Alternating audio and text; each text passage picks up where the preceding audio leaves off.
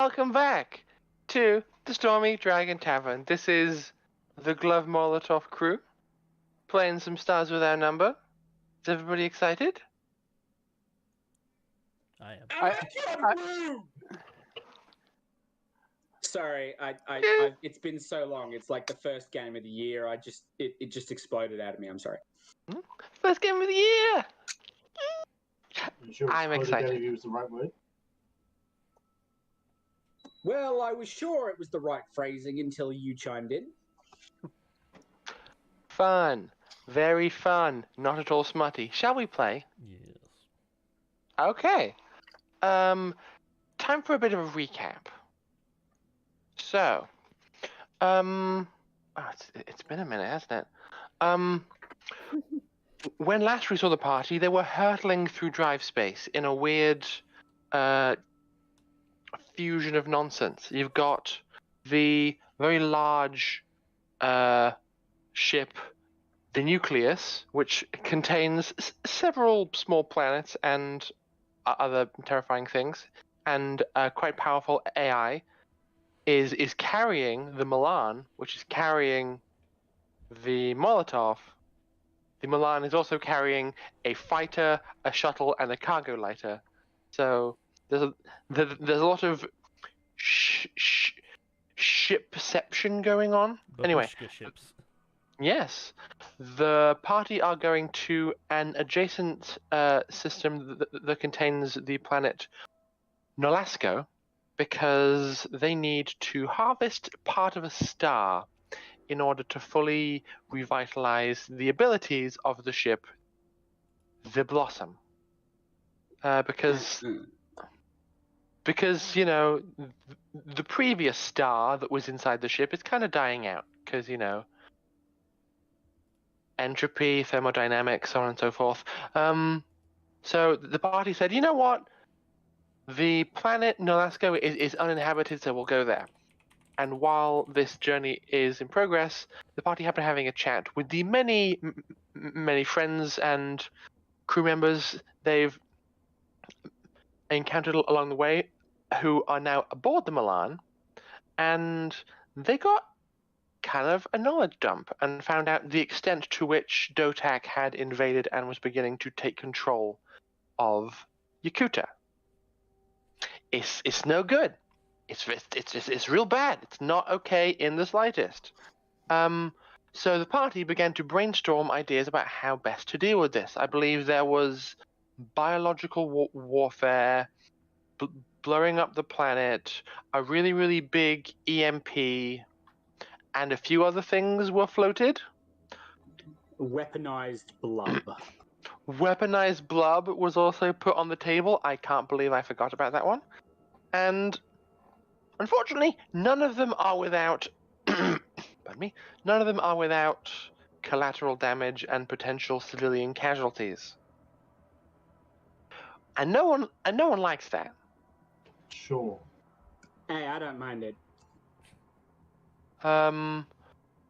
Where we left off, Lockie and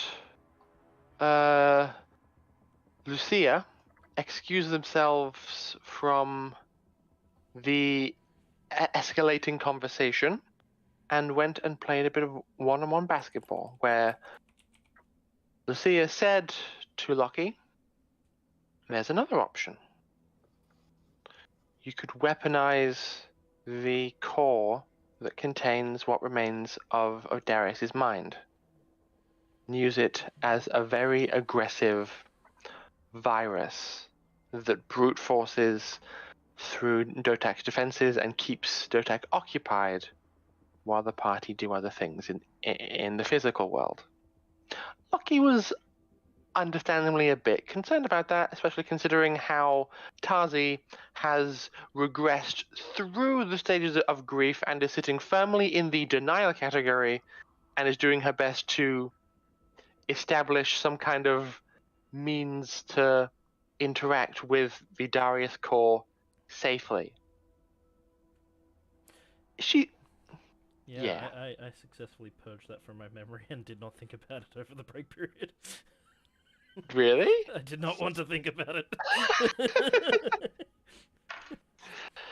The last time Lockie saw Chazi, it was just a few hours ago, where he consoled her, explained what had happened, and volunteered the components from the Vesuvius to help further her goals.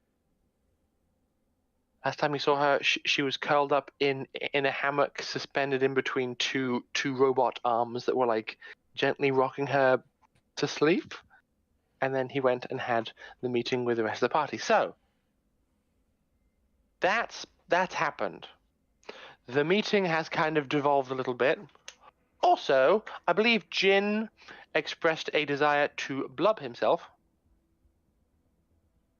Because, you know, I'm sure that's a sentence I was going to say at some point in my life.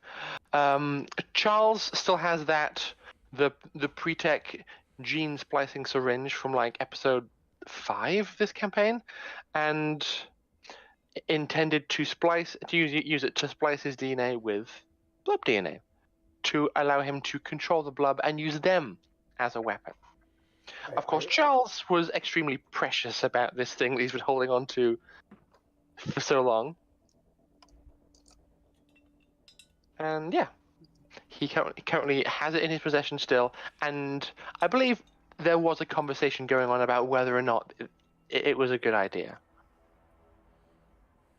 Oh no, there's going to be plenty of discussion about whether or not that's a good idea, because it's not. So That simple, just no. Dimitri hasn't been in the game for 6 weeks, so no idea so no one has any idea where the clock is. you are.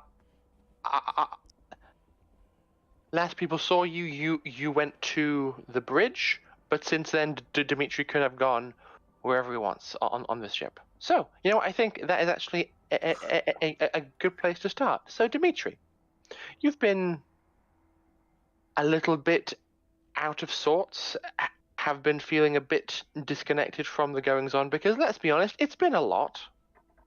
So, you have finally returned to somewhere comfortable and familiar, which is the Milan. What would you do? I would probably go to the forest. Okay. I can't remember what we call it. The hydroponics bay. Oh yes, the hydroponics bay, where I built the forest. Mm-hmm. I would check my stashes. Mm-hmm. Of course. I would tend to my trees. Mm-hmm. There are... Oh! I heard myself there for a sec.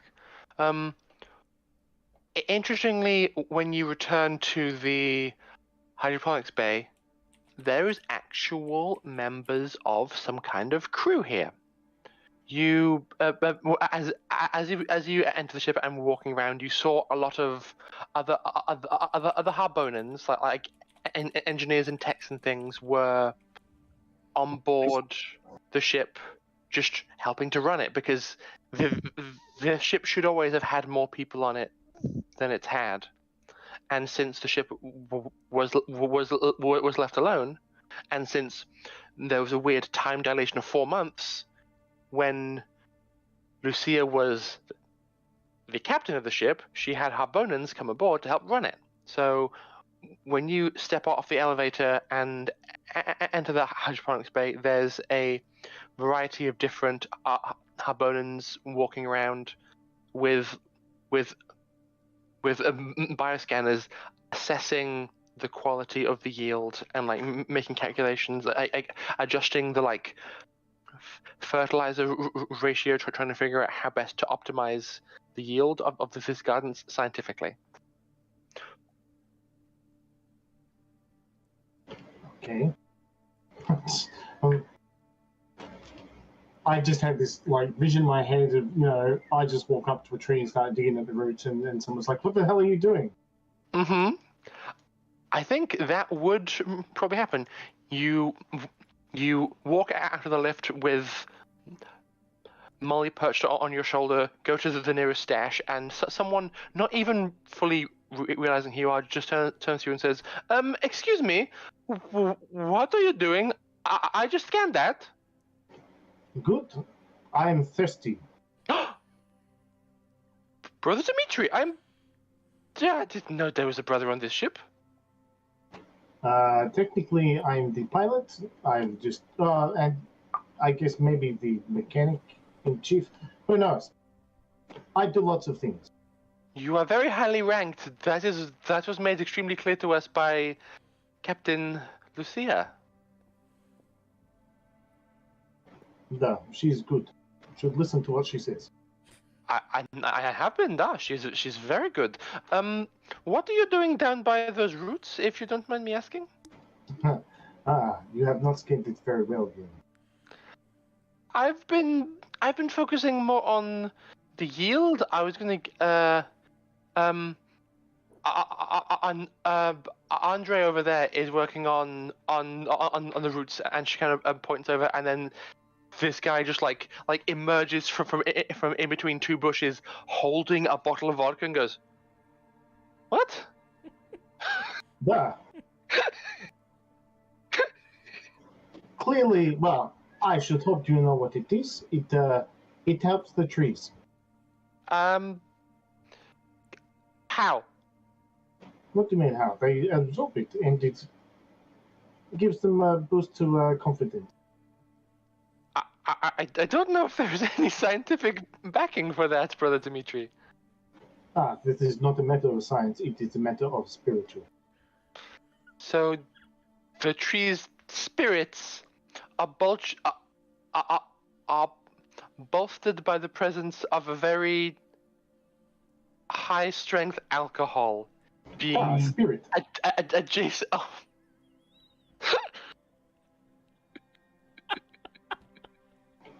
I boosted the tree's spirits with actual spirit.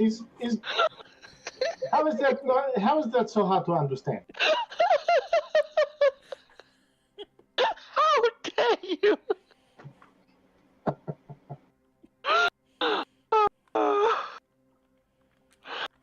There is a moment of pause. Disbelief. Yes, of just stunned silence and disbelief across this engineer's face, and it takes her a minute for it to sink in, and then her hand just like closes the bioscanner. She puts her hand on her forehead and goes, "Oh, that is a horrible pun." What pun? Andre, I think she needs a drink. Help her out. Oh, da. No, I'm not drinking the dirt vodka. Oh no, it is not dirt vodka. It's actually very nice. Andre takes Very nice. Andre takes a swig and goes, "He's right, you should try it." She goes, "Fine." Takes a swig herself. Did you make this? So, I'm not telling you where it is from. It is secret. Anyway, fuel filters, very clever. Andre, could you check the drone logs for potato yields, please? Because while there's people in here working, there's also drones flying around, adjusting things automatically. So if you've been asking this garden to produce a larger than the normal amount of potatoes, the drones have been paying I attention. wouldn't say a larger than normal amount. It's very subjective. Duh. If Loki is not on board, then all the potatoes do not get used. Okay. At this point, you feel that Molly's kind of shifting around on your shoulders, and she's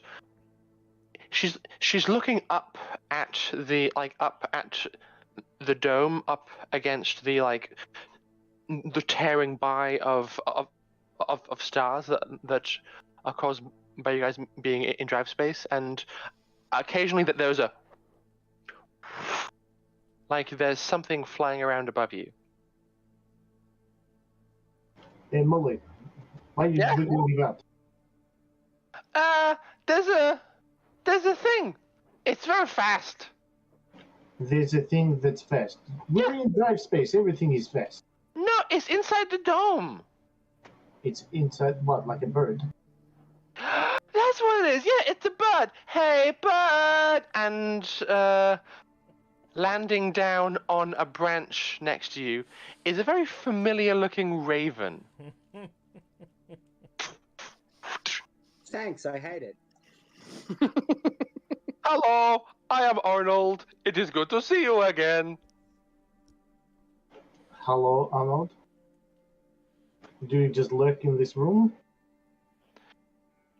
You keep bugs in this room, I am told, to maintain the plants. And so I am here to maintain the bugs. They are delicious. Okay. No. Have you told the gardeners that you're here for this purpose? Hey, lady. There is a raven here eating the bugs. Yes, Have you noticed? he was brought aboard on purpose, but has been a bit forgetful recently.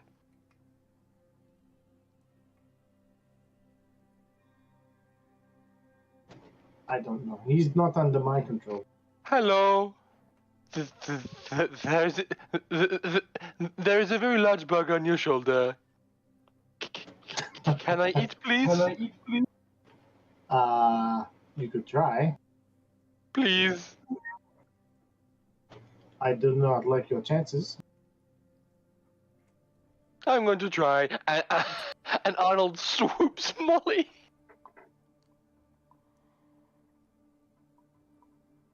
Like, Molly has that, casing tail Mhm. thing. Isn't Molly like bigger than a cat? Yes. Yes. So What the hell is this bird thinking? It doesn't. So- It's a bird. So Arnold has been partially awakened to allow him to communicate. Basically, so Arnold is squawking, but he has a physical perch/translator device somewhere in the room that is like producing his actual voice. So he's partially awakened enough to speak. That doesn't make him intelligent. Jar Jar Binks proved us that. Shots fired. So Arnold swoops Molly, and what ensues is what can only be described as a highly comical melee of Arnold trying to swoop but keeps missing, and Molly's just sitting in the middle of it all. And after a bit, she looks at you and basically shares the image that she's projecting into Arnold's mind, which is that there's dozens of Mollys all over the floor, and Arnold keeps swooping the wrong one. Molly just says in your head, "I'll let him have his fun. Also, this is fun for me too." Okay. Just try not to hurt him too much. Oh no, it'll be fine. I'm very good. Ow! Oh, he chose the right one.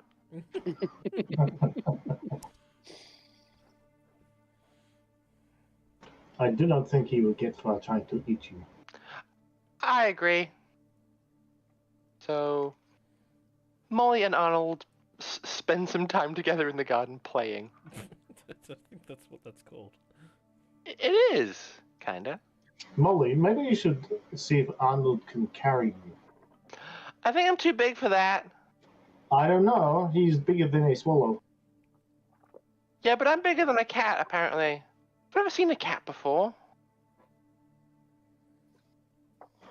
Well, it's about the same size as you. It is covered in hair. It has 4 legs and a tail, pointy ears. Covered in hair? Where does the skeleton go? It's on the inside. Ew! It has a skeleton covered in muscles, covered in skin, covered in fur, kind of like Loki. That's weird. I shall tell Loki that he's weak next time I see him. Yes, please. Does that mean you find me weird also? Because my skeleton is on the inside? It is? Have you touched my...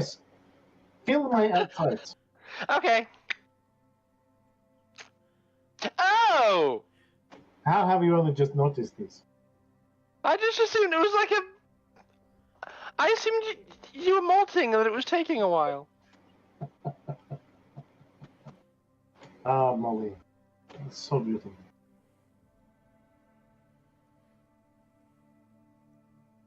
Okay. Molly and Arnold are having a wonderful time. Is there anything else you would like to achieve on this ship? I would like to check the engines, because who knows what has happened in the engine bay since I last looked at it. Okay. You make your way down to the engines.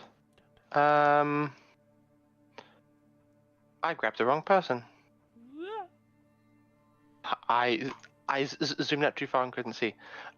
You head down to deck 2, where the main engine room is. There are a few engineers working, basically maintaining levels, setting up the controls, and what you also see is a highly advanced spike drive core just sitting in the corner. Why? Because Charles took it, and he put it somewhere, and that somewhere was here, and then just forgot about it because he had better things to do. It's going to come in handy later. That's what they all say. Mm-hmm. Yeah, if it's still where you've left it. Indeed. Hopefully. So yeah, the engine appears to be in good health as well, and is being well seen to. By this crew that have appeared from nowhere. They came up from Harbona to help maintain things. Better than 6 million pimps? No, well, I mean, the PIMs weren't running without PIM, so they kind of needed an alternative. Huh. I'm just going to have this be the stand-in for the core.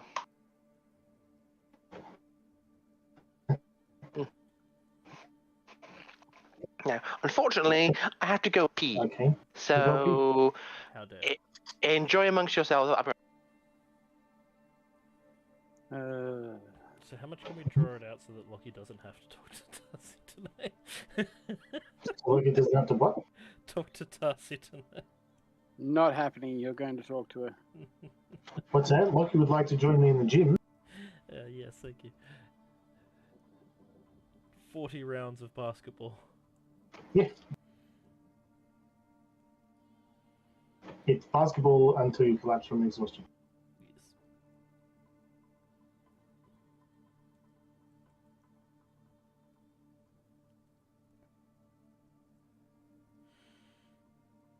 What shenanigans is Like I reach under the control bench, feel around, clink. It is still there.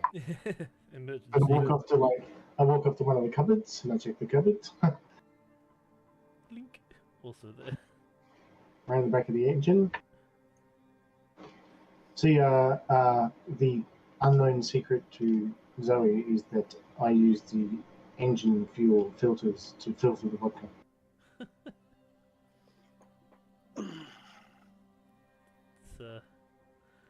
That is why it comes out so smooth. Smooth with a slight hint of metal oil. That seems highly dangerous. I like it. Well, technically they are the spares. Yes, but there are a time where spares are needed. I'm back. Oh, they go back in the box. You know what's great about wireless headphones? That you can talk to people while you are peeing. You can take them with you when you're on the toilet. I of course, didn't want to share with you all the sounds of me relieving myself, but it means I got to hear everything you were saying while I was away. So, Lucky and I are going to meet in the gym for drop till you drop basketball. Okay. You can certainly do that. So, I like to think that would actually be an interesting conversation to have to a certain extent, because Dimitri, you pass by Lucia as she leaves Lockie alone in the gym. So when you enter, he's just finished having the conversation with her where she said, "You know what you have to do, go and talk to Tazi." So he's just kind of standing in the center of the gym holding a basketball, and you just walk in and see a very serious expression on his face. Contemplative. Mm-hmm. Lucky. Yeah, Which is what? the most serious expression I think I've ever seen you have with a basketball. Has it done you wrong?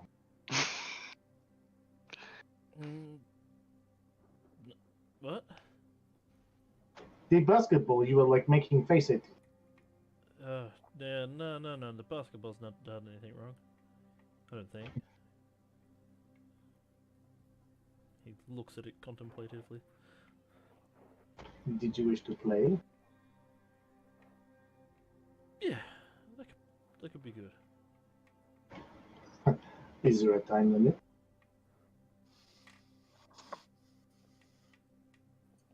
If you can score on me. So it is until I drop from exhaustion. Okay. 3 rounds it is. Okay. Is there any conversation that's going to occur during this game? No, it's a little grunting. Okay, just grunting. Grunting at noise.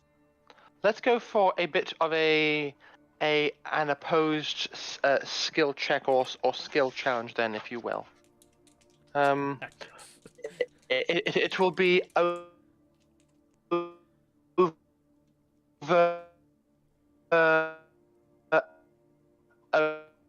over 3 rounds, and you can which so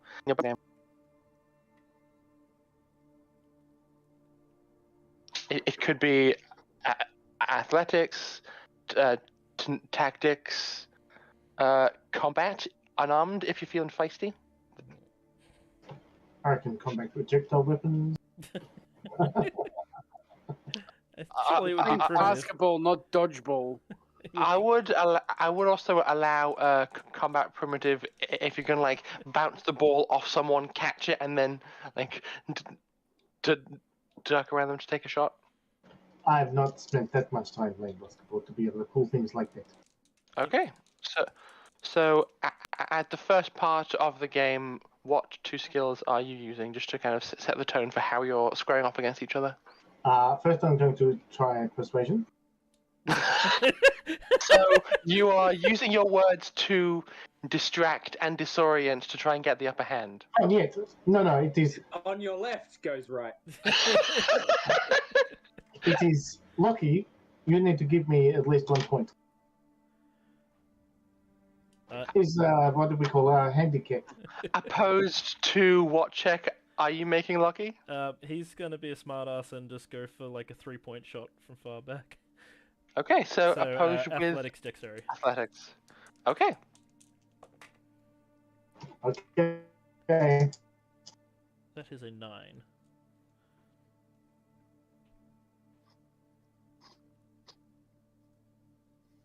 You feel not even a pang of guilt, Lucky, as you go swish. Nothing but net, and that sets the tone for the beginning of this game. You are dribbling circles around Dimitri as he just spins around, going, "Oh, please, just come on!" Just like trying to persuade you to like tone it down and give him a chance. Come on. Definitely Come on. like that. He's going to attempt to like constantly hold it out as if offering it to him, and You're then like, dribble for shot. no. Wow, you are an actual asshole. Okay. I will switch to athletics and crash tackle. Okay. Play basketball. This isn't basketball anymore. It's British Bulldog. Switching to athletics for a crash tackle. Physical effect save. Sure.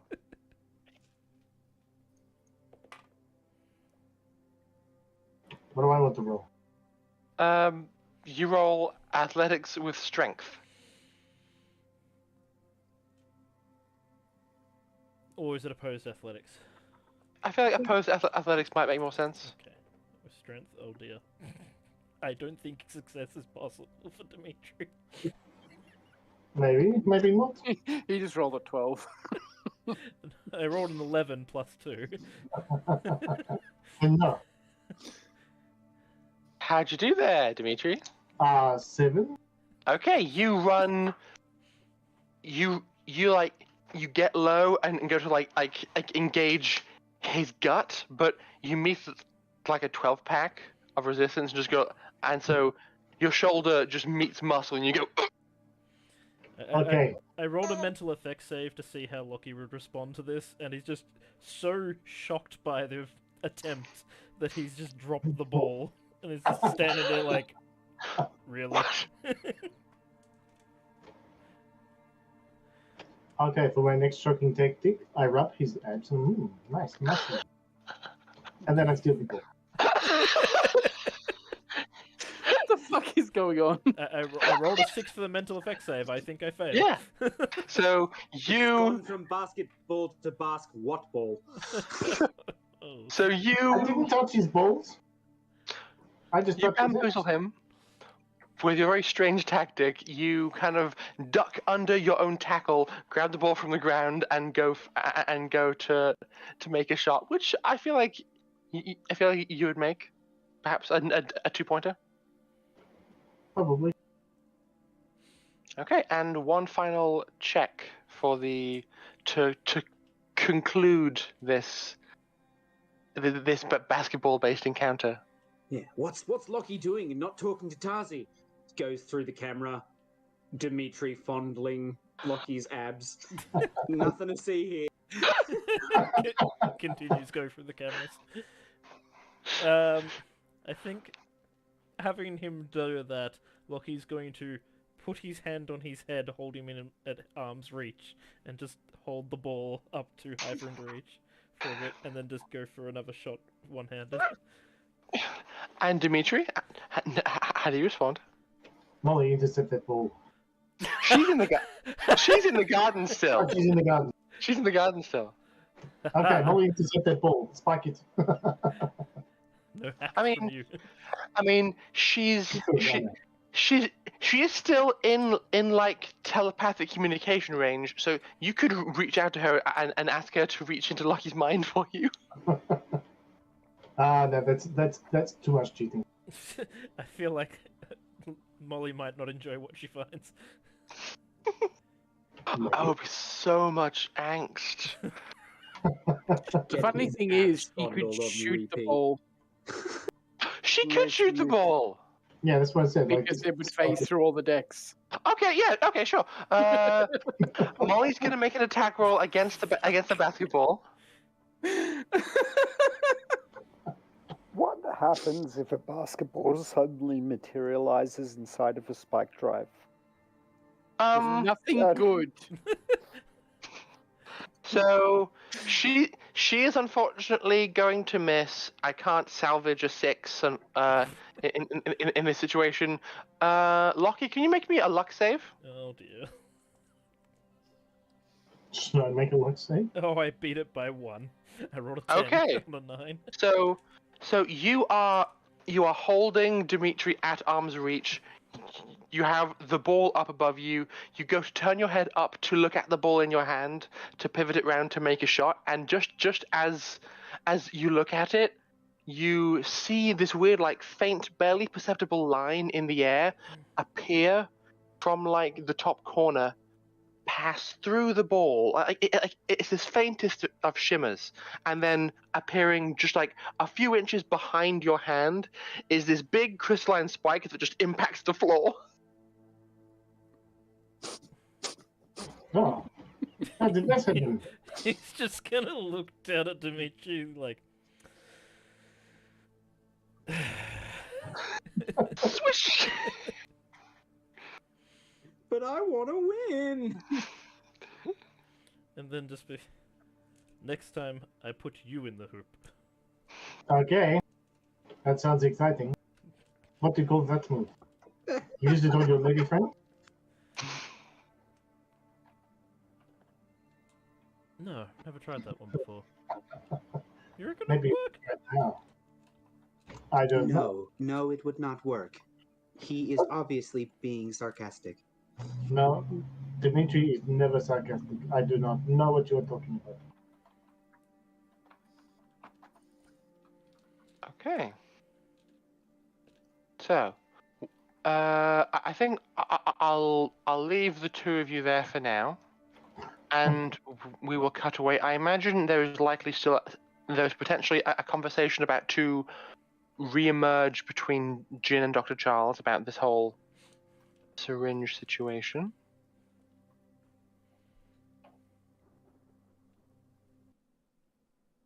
So,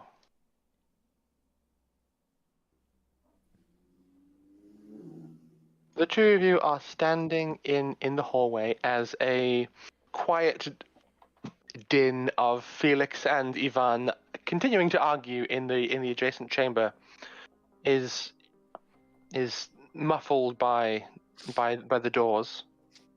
Dr. Charles, you have the syringe in a sealed metal case tucked under your arm, and Jin seems genuinely interested in using it on himself.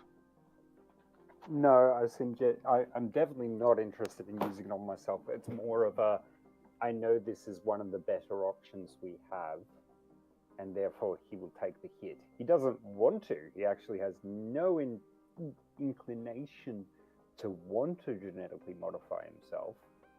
But adding up the odds, he's the last of his genetic lineage and probably species. He'll do it if he has to. Okay. Charles?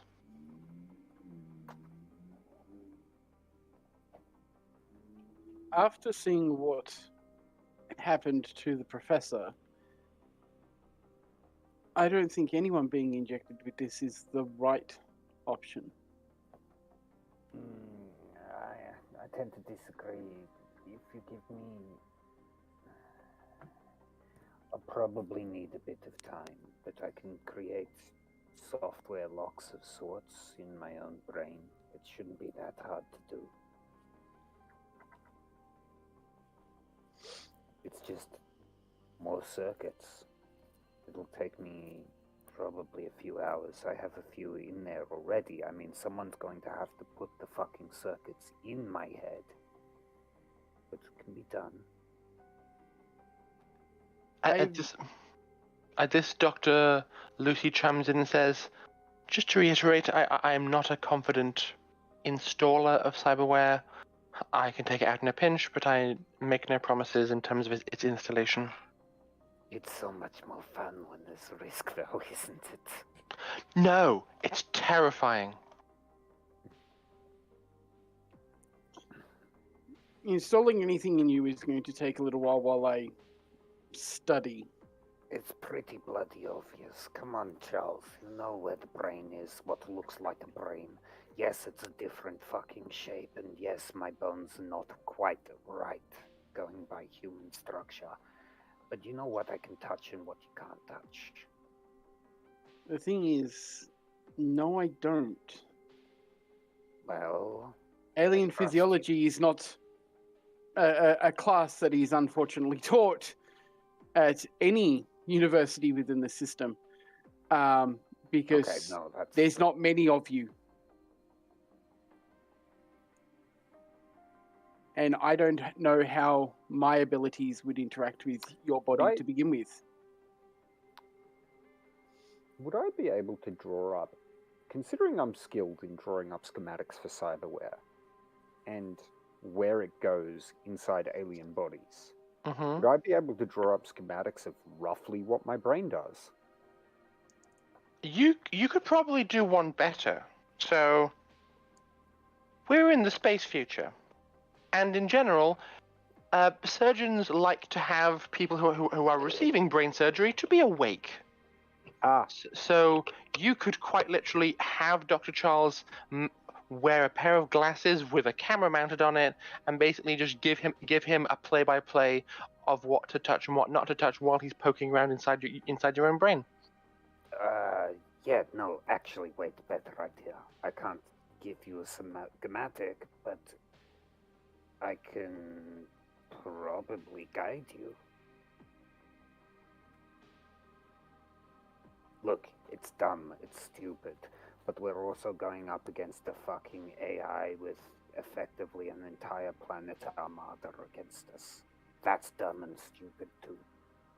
Either we get all the dumb and stupid in a row, and we get enough power to take down the fucking rampant AI with a planet, or we run in and die like rats. I don't plan on dying to DOTAC. I would hope not. The crew has defeated one AI before. We outsmarted DOTAC the second time. I don't plan on giving him a third opportunity. Yeah, you are smarted. I mean, like, all right. I mean, it didn't come without cost, though, did it? No, but it was because the AI thought it was invulnerable. The last time we fought with DOTAC, I had to kill Katarina and bring her back. I mean, yes, that's exactly my point. So shouldn't we try and do the killing and bringing back before we have to do it in the worst situation? And as he's saying this, he's just like rifling through the medical equipment until he finds a bag of saline, pops it open, and just starts drinking it like a juice pop. That's not how that's meant to be used. It tastes pretty fucking good. I mean, you've got salty solutes in this water. It's like, you know, it's decent shit. Anyway.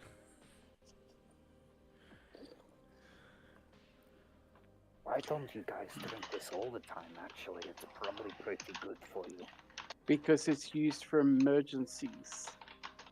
Right. It's to help replenish fluids if the person has been injured and is unconscious.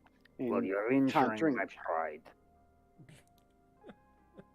And he continues drinking it. That's gross. You're gross.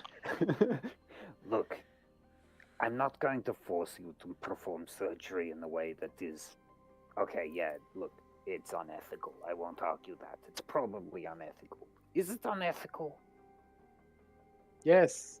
Right, yes, it's unethical. Glad we're on the same page with that. I'm getting better at picking up on these ones. But you know it's the best idea.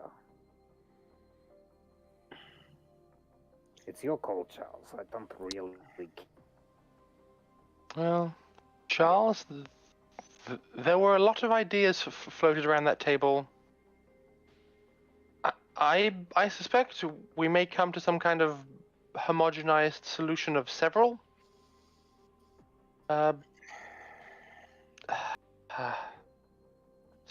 This one doesn't contain as much genocide. I mean, it might contain some. You don't know too much. You know what? You're right. No genocide involved whatsoever. This is definitely... The biggest problem we have at the moment is that unless we know what removing DOTAC from all of these people's minds will do, it is genocide. Jin's gonna sigh really, really heavily at that, because, and just...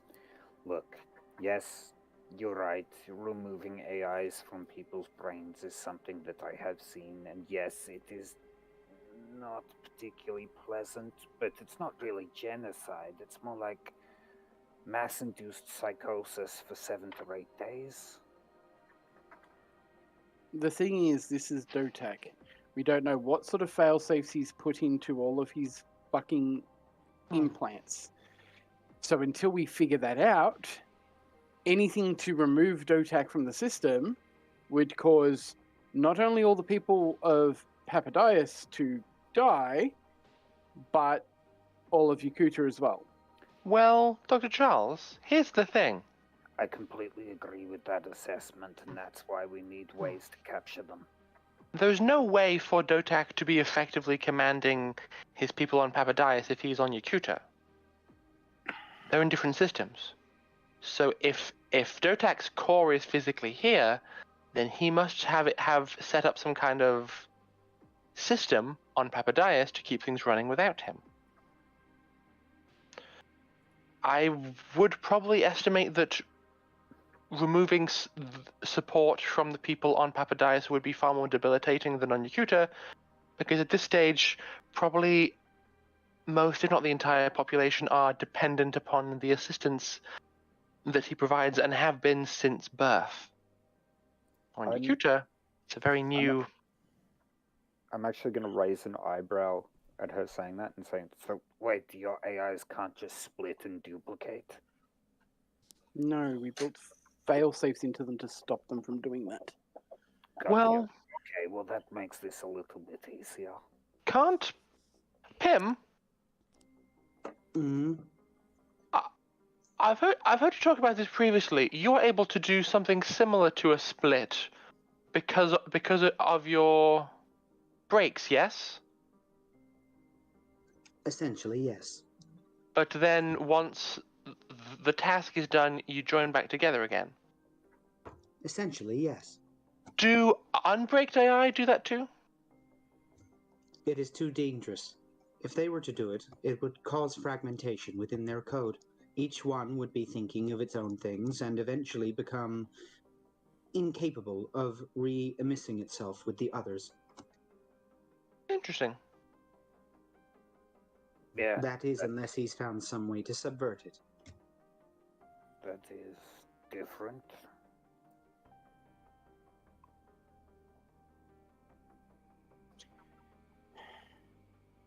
Really, what we're going to have to do is, after we've refueled the ship, we're going to have to go to Papadias and see what's going on there.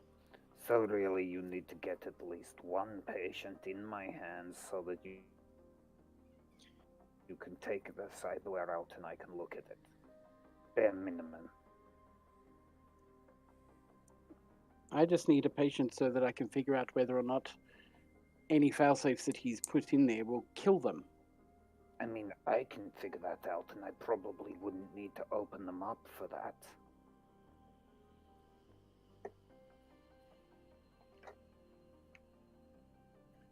At the moment, it's literally just we'll have to figure it out as we go.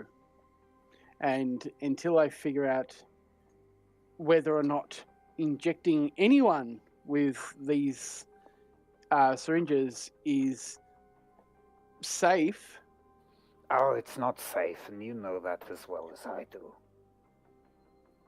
Yes, but again, I don't know your physiology enough to fix things if they go wrong. So let me figure out a few plans of my own, and then I'm going to get you to come to the med bay, and we're going to do a couple of sessions so that I can figure out how your body is meant to go together. Those two other jinn might actually help, seeing as they're your ancestors, technically. They're not really jinn, and you don't know how much they've adapted since me. But it gives me a baseline. Baselines are good. Yeah, alright. I'm going to try and buzz one of the other jinn. Oh, I'm looking forward to this. You know what room that you left them in, and so basically you just you buzz the terminal in that room. After a few moments, you hear one of them say, "Salutations, my good friend. Prithee, how dost thou fare on board this spectacular vessel upon which we hurtle through the cosmos?" Yeah, look, I've got a buddy here who needs to perform experiments on you. It's kind of like, I don't know, the existence of our entire races kind of shit. Just come down to this med bay. You take the left, then the right, and then you walk in here. Don't worry, it's going to be fine. They're just going to map your physiology to do horrible, horrible, graphically nasty surgeries to me. Right, Charles? That was all in the Jin language for the other Jin to have been able to understand you. So It was very, very blunt. But the last of it was right, Charles.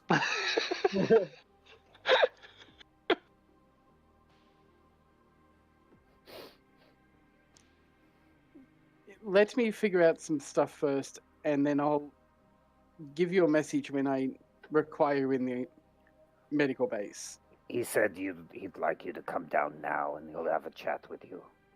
Resplendent! I can think of nothing of no better way to spend our time than assisting the progenitor of our most spectacular species. Why have I gone like from Shakespearean to bombastic? I like it. I like it. I like dial it back a bit and What's that word you said, by the way? we shall descend forthwith in thou'st magicals of platforms, and they leave the room. They're on their way, Charles. I think we should at least explain it to them. You can run them through a few scans. I don't know, stick their head in an X-ray, whatever you need to do while I work on something a little bit more valuable. I mean, not that it's not valuable. 30 other things I also need to do. Actually, I'm going to turn... What's the other lady's name? I can't remember. Dr. Lucy. Lucy, you can do, like, physiology mapping, basically, can't you? Yes, I can.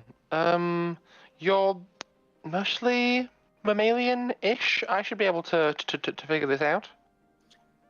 I just look at her and I'm like, if you can give me full genetic screens, actual proper DNA tests, I need samples, and full in-depth scans using the high-resolution scanner. Of course. All right, I need to go see a man about a gun, so... I will also need those scans and tests from you as well, Jim. From me? Yes. I need to figure out how much their genetics has changed to your genetics. Right. So I need everything the same from you. Okay, Jin, you come with me, and I will get you sorted first. How about that? I would have really liked to at least get something to eat, but okay. I have a mini fridge in the med bay. It's fine. He smiles and just... Lead the way. What you didn't mention was it's all vegetarian options. He doesn't care as long as it's organic. Yeah. He'll literally eat anything. Remember, he likes apples. That's true. He does like apples, yeah. The two of you head off and you reconvene in Medbay 2, where she gets the other two Jinn situated onto beds and begins to perform some more advanced scans of you. So, like, the bed itself can perform like a basic bioscan, but she has a variety of other tools and equipment that she like slides out from the wall of the compartments and pulls out more in-depth complex scanners and begins to run them over you. It probably takes the better part of half an hour to get all the information she needs, but then you are free to do other things.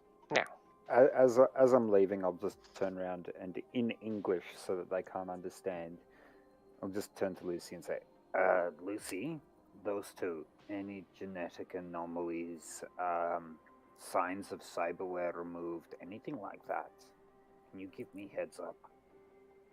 yes, of course. I mean, they both appear to have physical augmentations. They're just not technological. I know, and that disturbs and bothers me, and... Well, if you think about it... to go out in a big flaming blaze of glory, I'd rather not for the end of my species be fucking mutants. If you think about it from an anthropological perspective, they are likely the proto-Jinn from your perspective. when they were taken from the planet, your people were likely just beginning to experiment with physical augmentation, but hadn't taken the leap to computational technology yet. That the larger of the two appears to have had an entire mandible replaced with a metallic interior.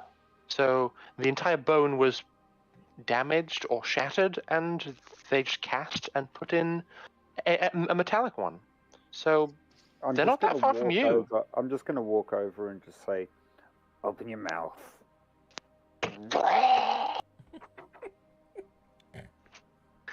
And I'm just going to study it for a few seconds and just go, All right, just so you know, this world or time frame, I suppose, is pretty dangerous. I'm going to have to replace that with a gun. and then I'm going to start walking out and just go, Thank you, Lucy. The Jinn sits up and Jinn, you yourself would probably hear in Jinn, I do beg your pardon, mysterious science person. To what was he referring? Of course, in reality, Dr. Lucy hears, and she just goes, "Oh, if I can hear that, I will wait a second. Just say, oh, she can't understand Jinn, by the way. You'll either need to learn English, which you guys don't have any neurochips for that, do you? Neuro what? Yeah, you know what? Just be quiet, do what she says, make hand signals. If it hurts, wave your arms around all silly. I believe I've been around a lot and can pick up on some of the words spoken by Jinn. You know what? Even better. Hey, listen to the weird floaty voice that doesn't have a body and do what it says. Cool? What a marvel of science fiction. In broken Jinn, I am your conscience. I don't think you would have the context to be able to piece that together. That's why I said am your broken flatulence. Jinn. I don't think. hang on. Hold on a sec. I don't think Jinn would have ever spoken about having a conscience. So No. you definitely wouldn't Like I know said, that it was word. broken Jinn. It was broken Jinn, yeah. Why did thou voice request that I pass the condiments? I'm gonna say Close. yes in Jinn. You know what? Close enough. I'm gonna head to the lab. Okay.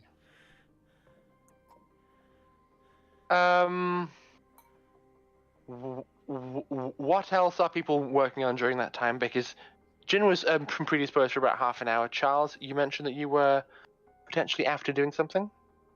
A few things. Okay. Hit me. First of all, I'm going to go looking for my spike drive. Okay. You make your way into the main engine room without too much trouble and find it sitting there. Wait, where is the... Deck 2. Deck 2, there. It is sitting in a corner. It's had some cables and scanners attached to it. It kind of looks like a few times the engineers in here works experimenting with it to make sure that it was still working. At that point, he turns around and he goes, "What have you done to it?" Hello. First of all, it's good to start the conversation with greeting. Anyway, as I'm sure you, as you may or may not be aware, it is maybe not best idea to just leave highly valuable and experimental spike drive core just in the corner without power going to it to maintain containment. So to avoid internal degradation of systems, we ran a line to it to keep everything hunky-dory, okay? I said it's really nice. Just going to turn around and say, Dimitri did it. Charles's slight annoyance shows in a sudden like glow around his head, and he's like, "Don't really have time for this. Is it able to be moved?" Yes, it has good internal power capacity. Just make sure that wherever you move it to on the ship, you plug it back in, keep things stable, you know? Good. I'm taking it to the lab, and I turn around to start walking out, and then the whole thing just lifts up behind me and moves behind me. One of the other engineers goes, watch the cable! Runs over. And right at the last second, it just detaches as my telekinesis detaches it, and I just keep walking. So as you walk out, she's like frantically trying to uncouple this like big chunky cable from the wall, and it's like, I don't want to tear the. Oh. I just realizes that it's been left behind. Yeah. Okay, so you float this core up to the lab, which means that when Jin is done with his scans, you will be there waiting for him. What are you attempting to do with this core in the lab? I'm going to do some scans on it and get some proper readings on its power, just in case. Okay. Now, refresh my memory. What intensity or tier did I say this spike drive was? 4. 4. Oh, yes. This is the first level of, honest to goodness, pre-tech spike drive technology. Yes. Which is rather impressive. As soon as you get it back in here, you plug it back into the wall. Could you please roll me a tech pre-tech, please?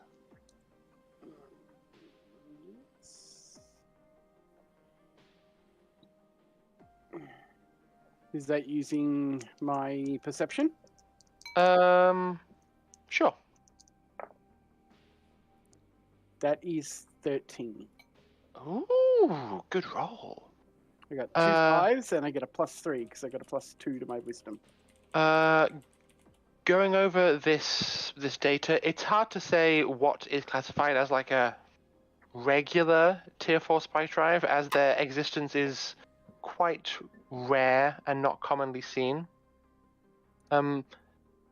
This has had worked out of it a lot of the kinks that your Alphys prototype had, that, you know, Yeah, blew up in my face. blew up in your face. So as you're observing the scans and going over the data and going, oh,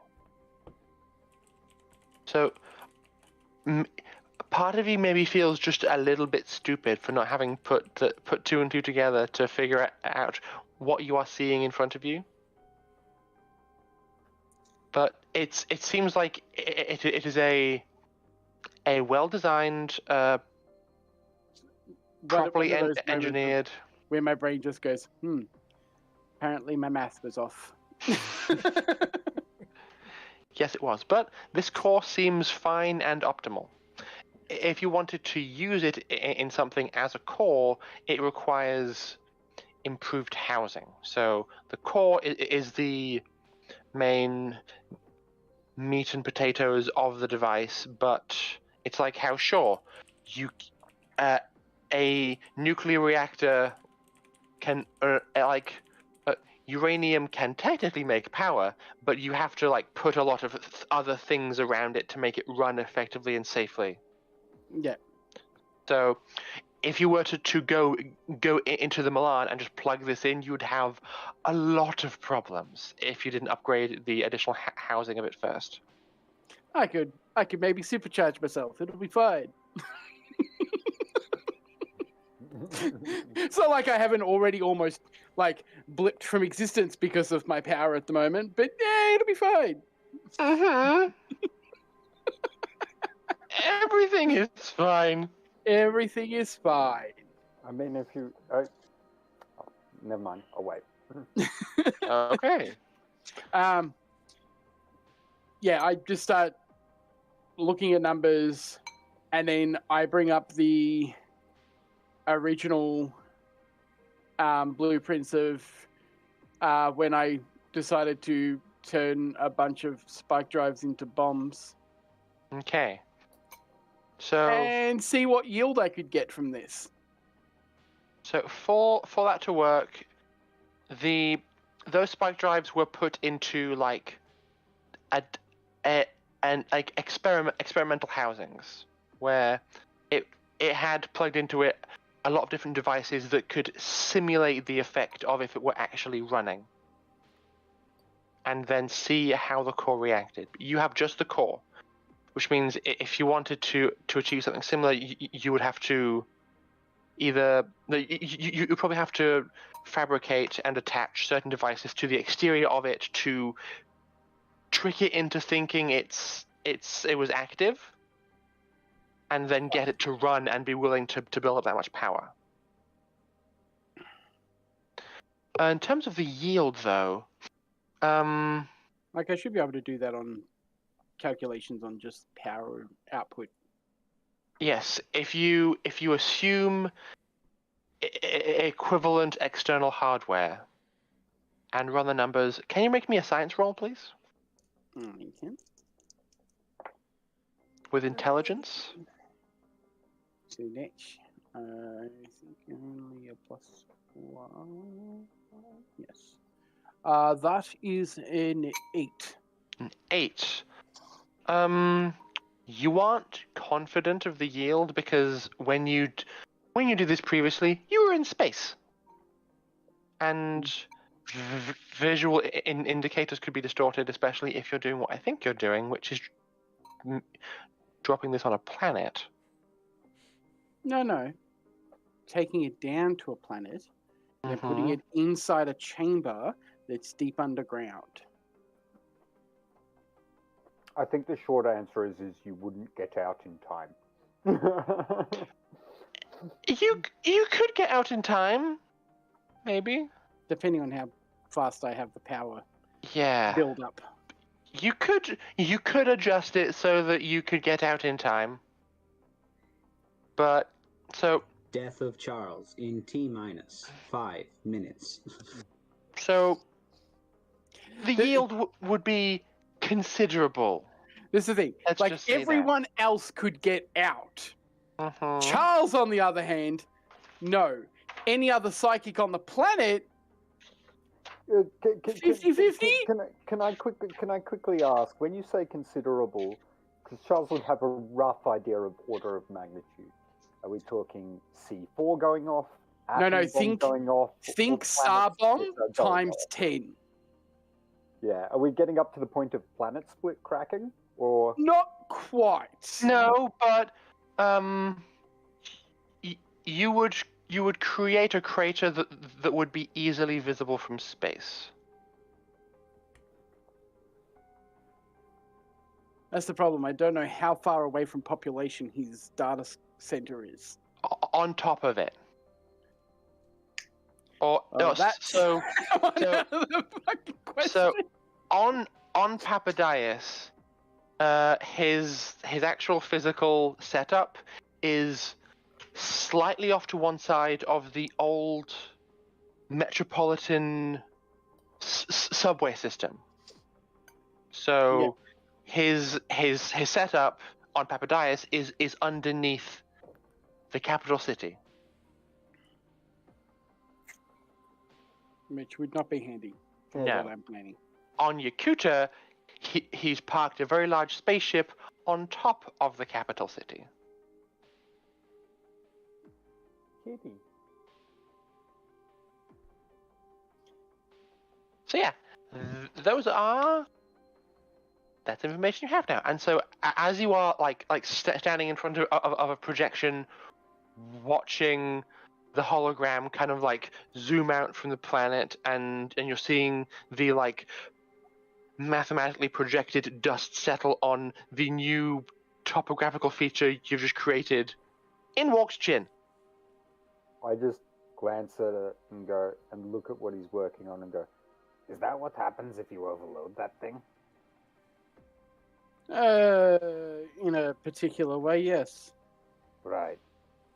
And then I like start plugging in new numbers for the the psychic scream fallout. Hey, I think I have a better idea.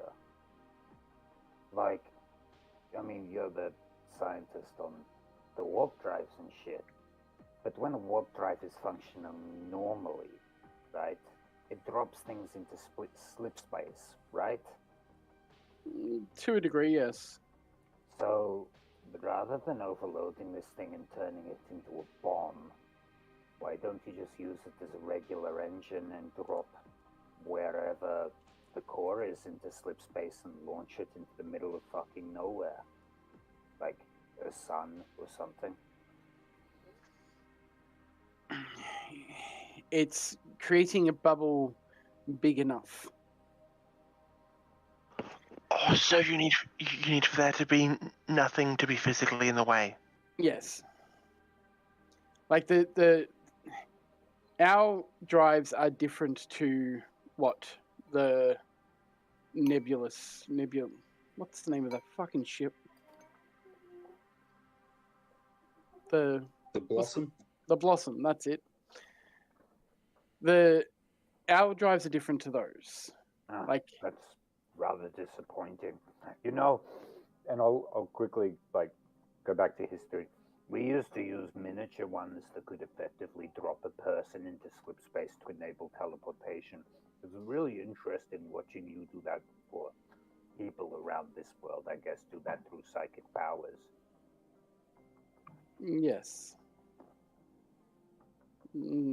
I don't have much experience with the whole teleporting thing. I do. I actually have a question, Charles. What is the extent of shit you can do? Because I don't actually know, and I probably should if we're going into a war together. Lots of things. That's reassuring, I suppose. I can do lots of things too. And I just rip off my shirt with a single hand, throw it onto the table as it scatters into nanobots, starts forming into different weapons, and I'm just starting to think about what I'm going to do with it. So it's just parts moving around like a jigsaw as I watch at the moment. Microbots, they're not nanobots. Sorry, microbots. You've seen the full Monty. Now watch the full Ginty. I'm just standing shirtless in the room, and I just look up and go, Rude, Pim. At least clap. That was in my voice. Like, that was not Pim. oh, sorry, that's just something Pim would say. It's true. It is. Fair. I'll give you that one. Yeah. Mm-hmm. So if it was Pim, Jin would just say, Rude, Pim. At least clap. That's cute. Anyway, I'm just looking at the size of the crater. I don't like that plan. As I finish plugging in the data for the spike drive fallout, Mm-hmm. psychic wise, how much of the planet does it cover?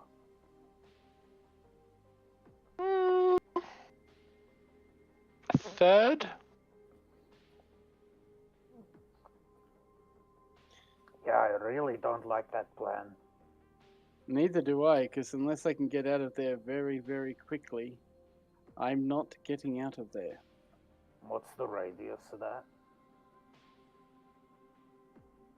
Few 100,000 miles? Quick math in my head.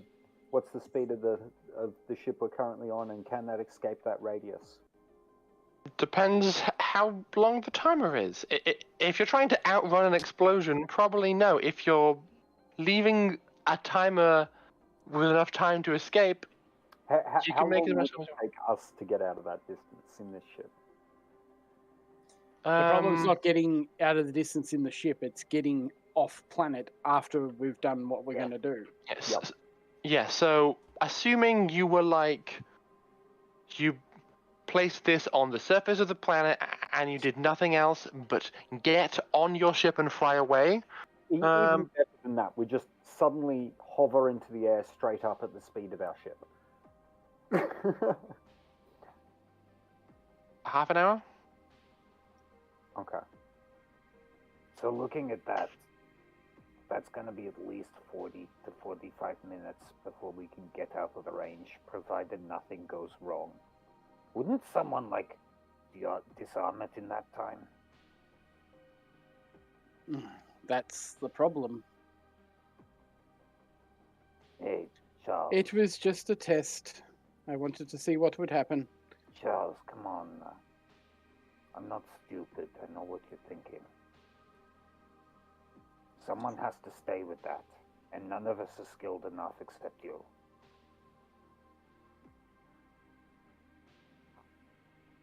This isn't a good plan, and I will not be part of it.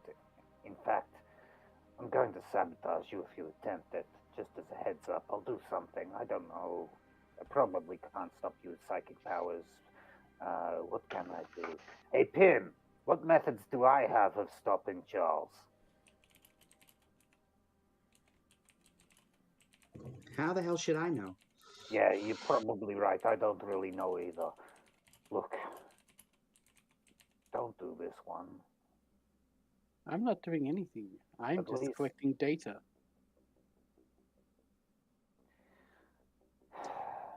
Yeah, all right. Data's where I'm going to get the answers on how to deal with DOTAC when the time comes. All right.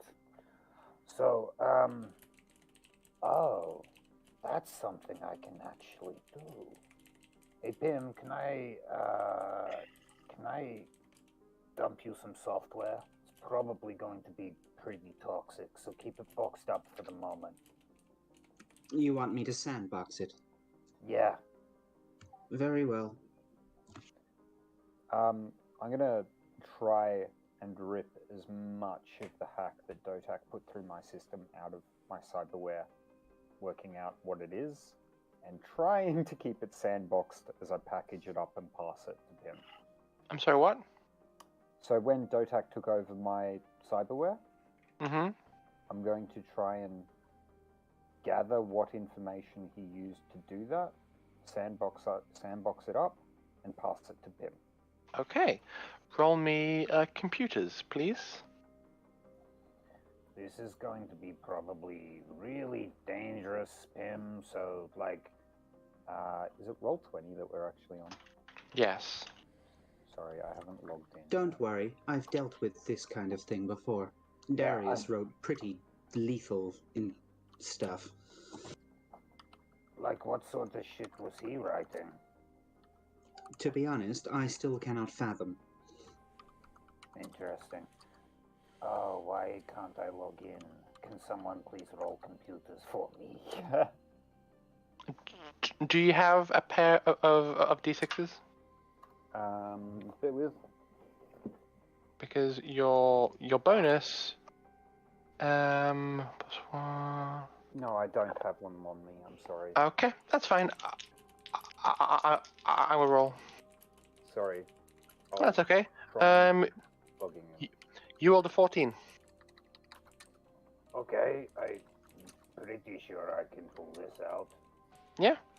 It takes you some time, but you are able to isolate the fragments of hostile code that have costed your mind and pack it away behind a lot of firewalls. Alright, so this is the hack that, what's his name, ran through my system. I'm gonna pass it off to you now. Just try and break it down and see what you can make out of it, Pim.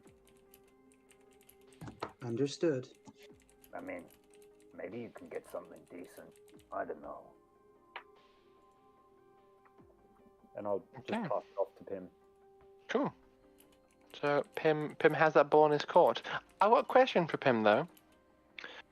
Everybody was doing other things, but you have a lot of you. So what were you doing during this time? Honestly, I think Pim would just be supporting the crew. Aside from that, he'd probably just be studying up on some of his previous projects, like nanites. Just trying to think. Yeah, no, he'd be in a pretty supportive role at this point. Okay, cool. So you've been given something to work on to essentially try and piece together a piece of invasive software that an unbraked AI made to attack a heavily cyber augmented person. I'm happy to help you out on that one if you want me to have a look too, but I'm pretty sure you've got more processing power up in your dome than me. That is an accurate assumption. Right.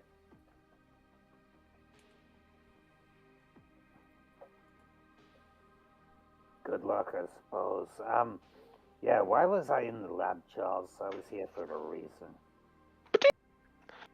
Dr. Charles, your compad gets the results of Jin's scans from Dr. Lucy. Right. I start to bring them up on the holopad and start going through them. Okay. And I'm trying to figure out how much of his original physiology has been gotten rid of. Okay. I feel like there is a heavy focus on brain augmentation in Jin cyberware. And interestingly, I would imagine that lost physiology isn't much. There is noticeable muscular degradation in between the two individuals. If you were to make a comparison, the Jin of the proto-Jin, we'll call them, probably were a lot more physically active in their lives and like had well-honed muscles, especially the one that has springy blades in his legs. He probably had a more physical profession, but comparing it to Jin, it's like comparing like a tradie to someone who needs to go through a bit of who's just come at the end of some physical rehab. There are portions of muscular supportive cyberware in Jin that aren't operating at their best. So, like, most of Jin's body was augmented in a supportive capacity to help them just be their better selves, and because of that, the muscles degraded a bit. But because Jin's been operating for several months without those enhancements, his muscles have been kind of gradually building back up again. So I'd say like 10%. I'm gonna glance over his shoulder at it and just... Wastage? That's fucking rude. It's what happens to your muscles when you don't use them. I mean, I know. One, Hit the gym, you badass. replaced a bunch of your body with cyberware, and two, you spent 400 years in cryo, longer. Something like that. I mean, So look, I'm just like breaking it apart now as I look over his shoulder and just go, look, this is workable though, isn't it? I mean, we're well, pretty technically, fragile. you're not much different from your ancestors. I mean, the bones there look pretty fucking fragile. I wouldn't be able to install anything heavy, but... I might be able to fix that. Well, yeah, I'm basically just going to go into tech shop talk with Charles about I'm talking structurally what will fit, how much firepower can fit into a given muscle section, how much damage it will do and resistance we can stuff in there. And Charles talking more on the actually being concerned. Yeah, The load-bearing integrity of an ostium system. Of Charles going, yes, that's nice and everything, but if you exist for a few months like this, your body will go into shock. And I'm just like, yeah, but like, do I need the next few months? We're going against the fucking thing. You can take it out afterwards, right?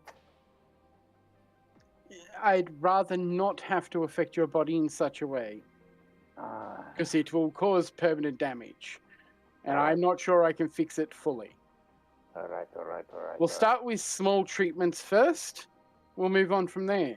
To start with, Hey, I go over to like the pre-tech med thing, Mm-hmm. and I literally just start putting in that I want like vitamin D and calcium supplements, all of that type of stuff, and like I make a bunch of it, and then I just walk over and be like, "Here, I want you taking one of each of these once a day." I send a selfie to why can't I think of Ash's character name right now? Lockie. Jesus Christ. I sent a selfie to Lockie of me holding a bunch of vitamin pills as if they're steroid supplements and say, gonna get jacked. I love it. The fact that Jin has the human sociological context for that means that he spent some time observing Harbonian gym bros on social media. I'll be So right back, said, guys. like, Okay. I'm just like talking to him and I grab a handful and stuff it in my mouth, chewing. So, like, these taste like shit, but alright. They're not meant to taste good. They're replacing vitamins and minerals that your body hasn't had. Right. I mean, I eat fucking everything. How does... Please stop that. Your body is not built to break down everything. Gotcha. Anyway,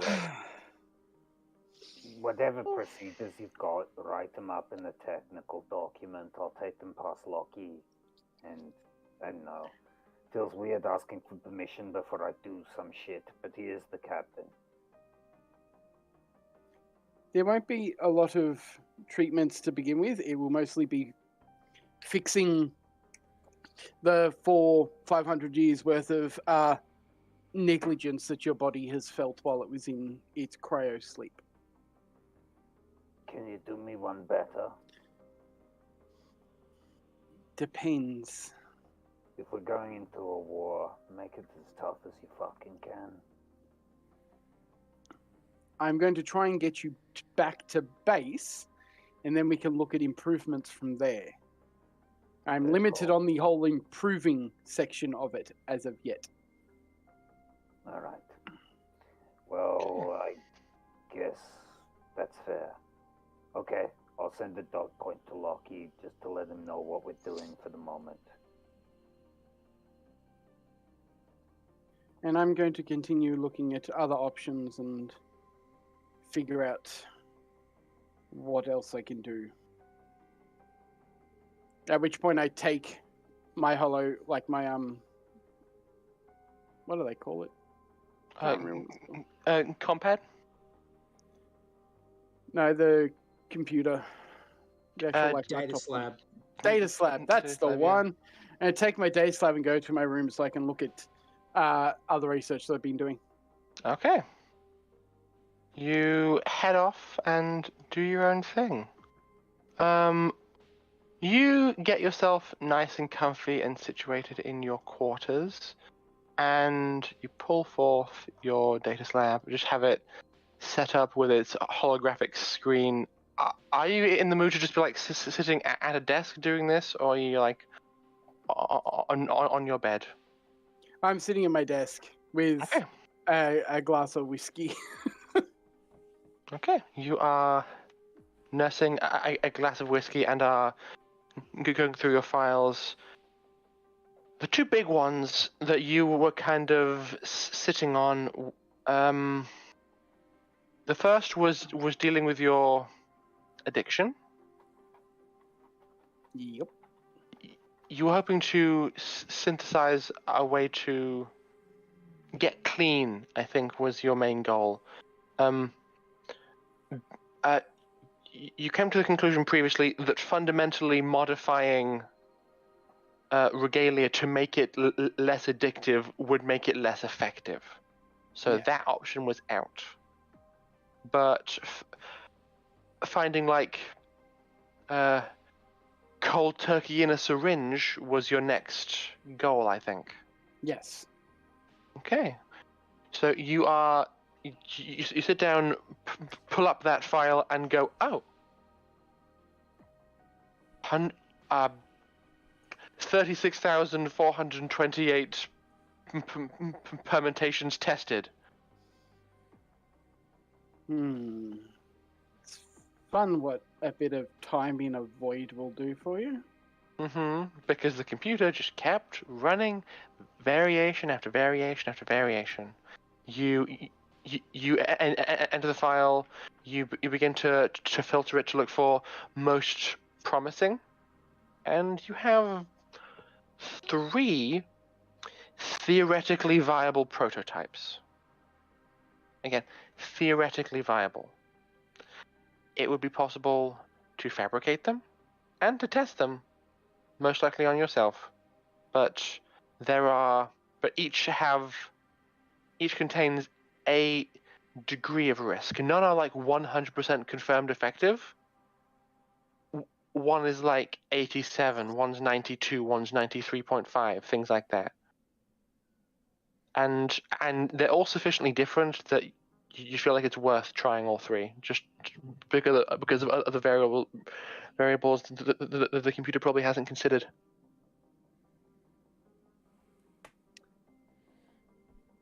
I tell the the pre-tech printer to print them.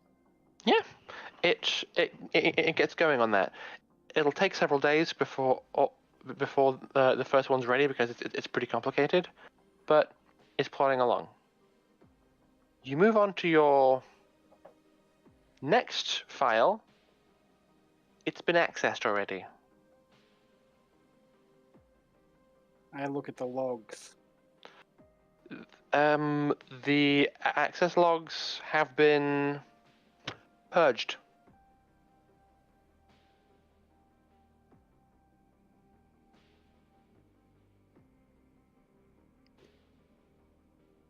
Him? Mm-hmm.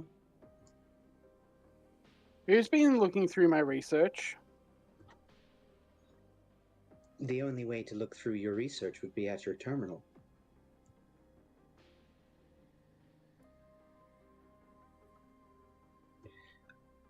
Well, Would you like me to go through camera feedings? Someone's looked through my research on Oh. Darius.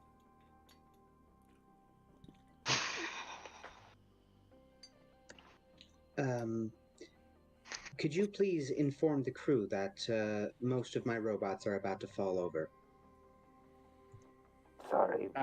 Why? Yeah. Go on. Mm-hmm. No, let's get going. I will devote as much as I can to finding out. And I'm going to devote pretty much full progression to go through camera feeds, security, surveillance, etc. Okay. Can you make me a... Interestingly, this is one of the situations where I would allow a security role, but I think computer is going to be more your speed. Okay, roll. There is 3 log times of Jin entering and Googling stupid shit. I'm going to save what he Googled. What's a surfboard? Yeah. Do you mean what's it called? surfboard? No, surfboard. Yes. This comes with the +1 from the supercomputer, yeah? Yes. Alright, well then that's a 15? Okay.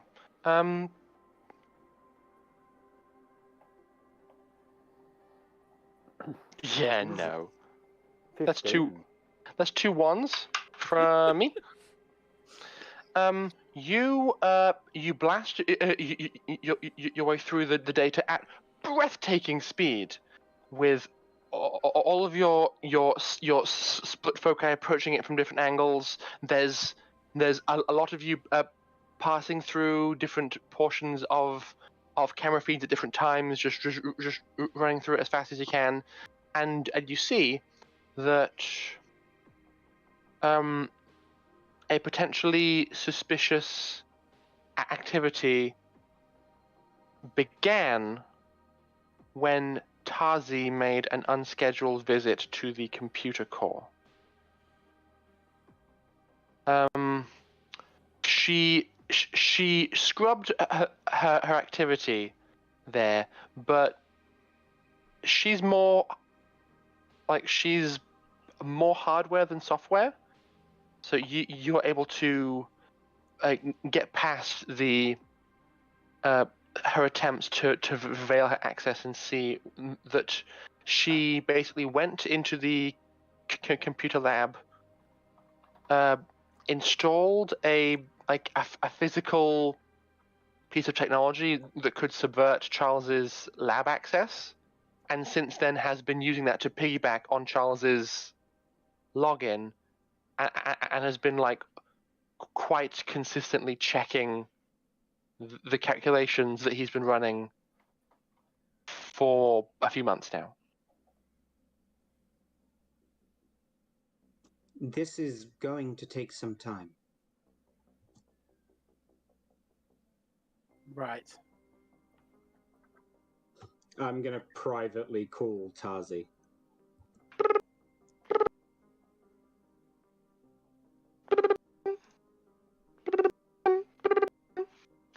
It rings for a bit. Hello, this is Tazi. I'm sorry I'm not available at the moment, but if you could leave a message, that would be great. Just went through Charles's logs. Interesting. Call me back. Bye. Okay.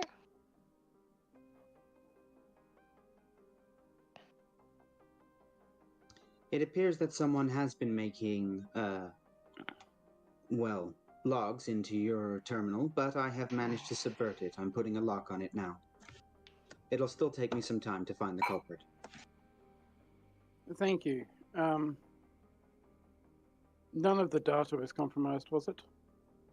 As far as I know, most of them were trying to piggyback. Right. Let me know once you've figured out who it is. Of course.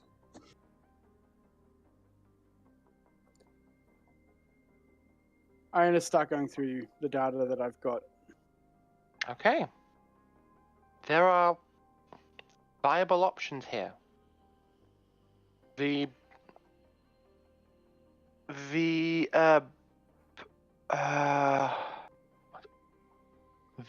primal core that Darius dumped his consciousness into it's holding steady. The main issue that you had was trying to run Darius as a complete consciousness. He can't write new information, and attempting to corrupts the old stuff because there's a locked capacity on the consciousness. One of the more promising options is using an external hardware to basically make a request of the core, have it generate a version of Darius that can complete a task, like using the required pieces of him that best suit a certain objective, and then generating a version of him and then trying to have that Darius do something.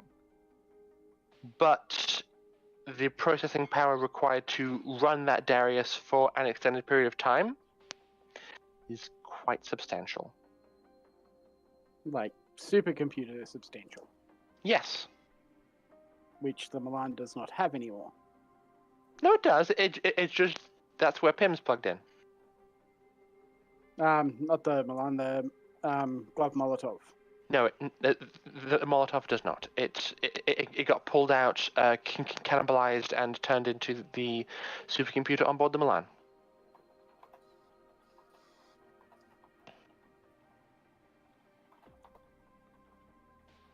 I'm just going to do a bit more research into it, and then I'll go have a talk to Pim at some point about maybe sharing his call for a day or two. Okay. Well, Pim, you have some new information. Tazi did not pick up. Is there anything else you would like to do? I suppose I'll just go about what I was doing before. Okay. I will just put it out there. The last time we saw Tazi, it was a few hours ago, and she was being put into a hammock to fall asleep by Lockie.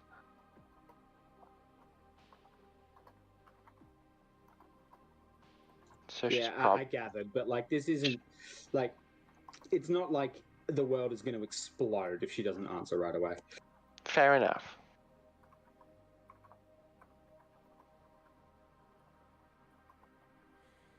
Okay. I think it's time to ask Lockie a question.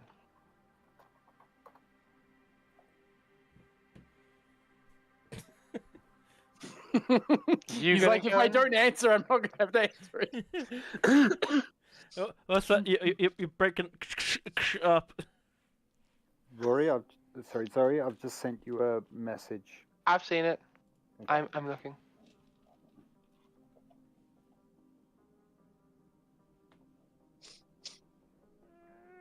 Okay. Visible pain.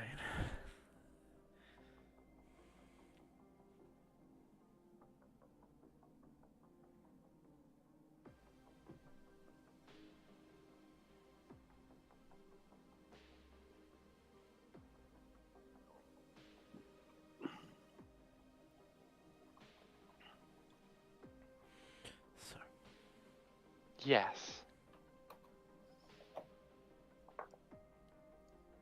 you had a question? Yeah. I have a question. Tell your Mhm. girlfriend to stop sifting through my fucking stuff. It's not my girlfriend. What are you talking about? Best friend, not girlfriend. Mm-hmm. Best girlfriend. Kind of like a sister.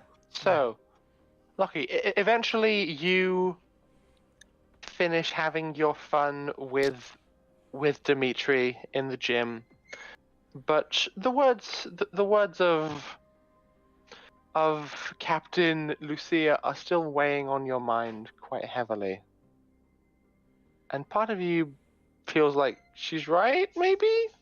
So, what would you like to do after you're done in the gym? Explore every possible other contemplative option than going to the ship right now. Okay, so Pim, you can see that Lockie is pacing the entire ship. He's been to places you've never seen him go before. At one point, you see him crawl through a Jeffries tube in full power armor, because part of him goes, I haven't been there before. I'll have a look. No, he And- wouldn't be in his armor at the moment. Okay, so Lockie, you probably have a few awkward conversations in said Jeffries tube with another engineer going, what are you doing in here? And feigns interest just to buy some more time to think. Yeah. Mm-hmm. So, how long do you do that before you do something else?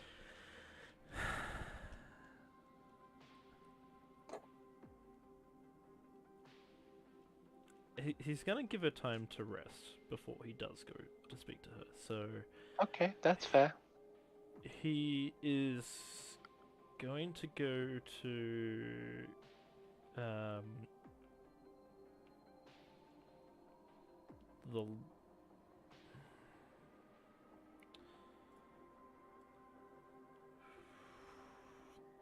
he's gonna go to the go into the lab to see if any the workshop to see if anyone's there. Yeah, sure.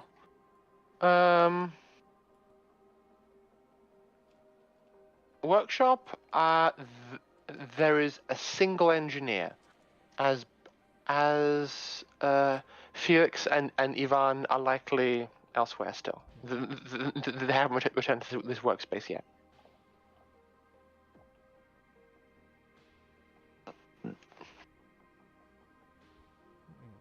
going to start working on a project just to keep himself busy, occupy his mind, and not think about it at the moment, but also give himself time to think about it.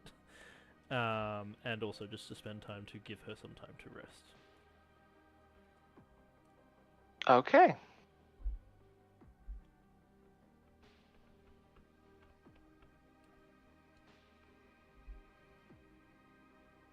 I'm looking at your list. There's a few things. The first of them, I think. Okay, because the second and fourth, Yes. no. Yes. Yes. Third is more feasible, especially with help. It's alright. It's the first one. Okay, it's the first one. You're working on that, and you're working away at that for several hours. Yeah. Can you 'Cause I can don't you feel roll like me? It's particularly hard to do. No, probably not. Just roll me tech push check, please. That is a. Oh, what is my bonus in that again?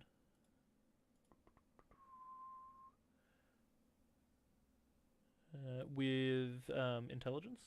Yes. That doesn't actually change it to 0. So that is a 9. Okay. You are able to achieve your objective, though. Don't feel confident at hardwiring it into your armor's core, Mhm. and instead basically have a side panel where you can slot in a type power cells to run it instead. Yeah, that's what I was going to go for actually anyways. Cool, perfect. Alright. And that will take you a few hours. Yeah. I feel like on the tail end of that, as you're beginning to finish up, Pim, you receive That's a call. my name. Don't wear it out. All right. And a call from the Gloved Molotov. Hello. Hey, Pim. It is Tazi calling. I just woke up. Oh, Mhm. I see you left me message. Haven't listened to it yet though. You should probably listen to it. But I'm on the phone with you now. You can just tell me what's up. Also, hello. It's been a little bit. Hmm. You have been going into Dr. Charles's information. What? No, You have been accessing his logs. I can see it. no, just you shouldn't be able to. I am a pre-tech AI from a world long forgotten, filled with information also long forgotten. Okay, That, stop. and you might have wiped the terminal, but you didn't wipe the camera feeds. Okay, stop bragging, Mr. Know-it-all. Yes, I wanted access to that data after I recovered Darius's core.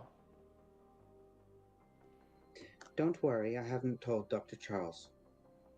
Thank you. I feel like he wouldn't take it very well.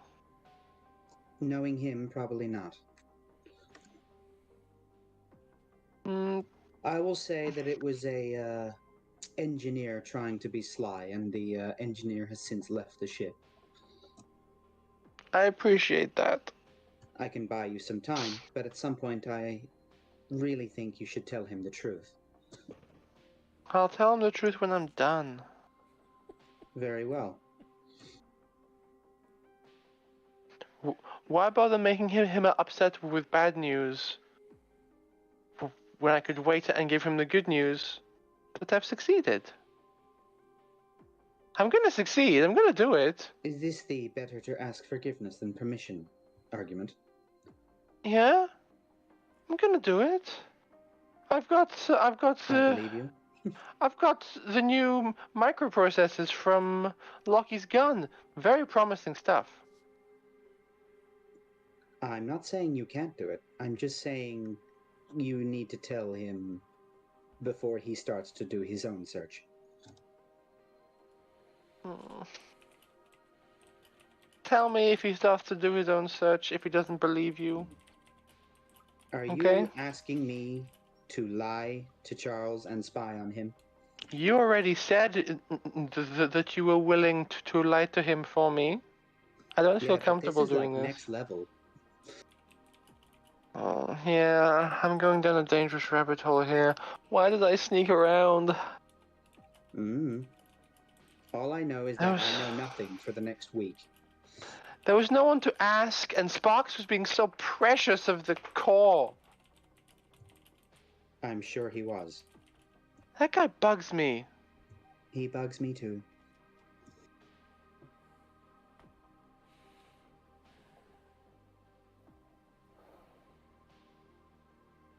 For some Anyway. reason, he sees hidden or classified as an invitation.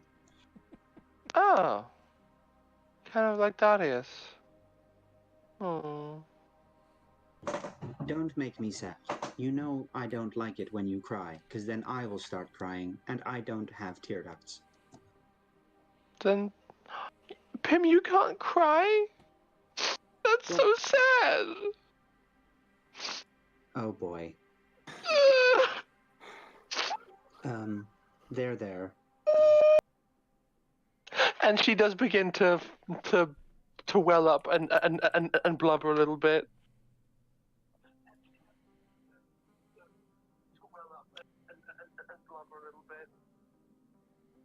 It's weird hearing my own voice back. Yeah, it was weird hearing. Apologies. My All phone was good. being a pain.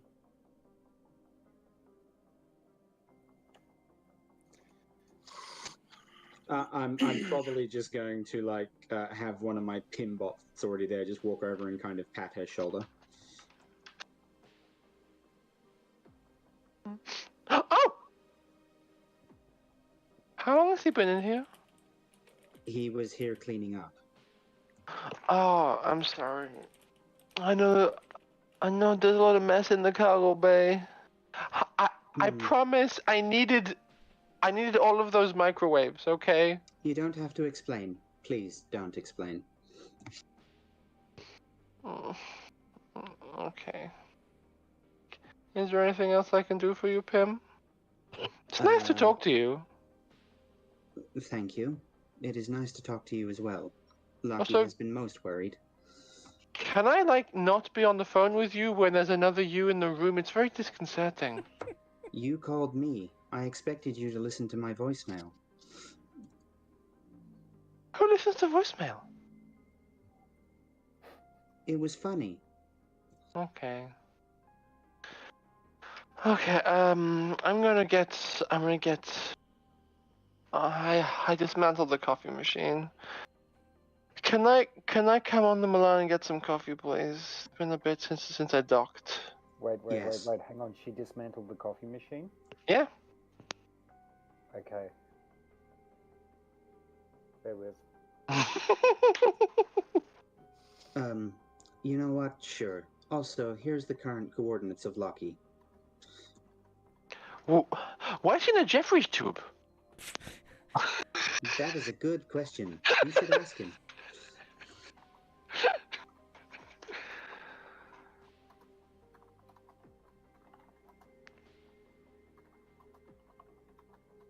And if he asks, no, I didn't tell you where he was. You're getting good at this, Pim. I'm concerned. It's more that I've just gotten good at avoiding moral complications. Emotions are, while still new to me, they're also extremely messy.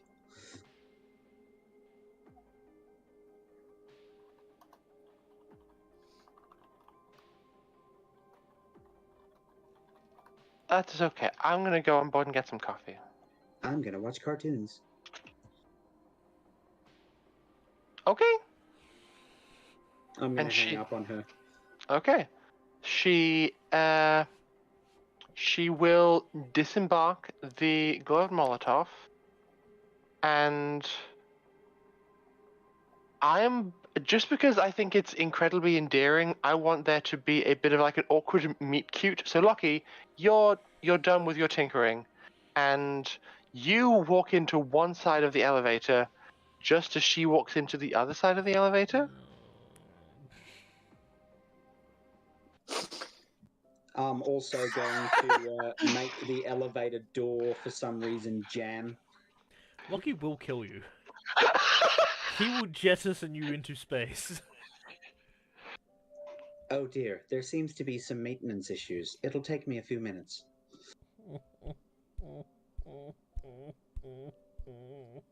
So she walks in and has big bags under her eyes. She is holding a comb and is like trying to like gently tease a knot out of her long hair, and seems to be wearing like a small like a data chip around her neck that you hadn't seen before.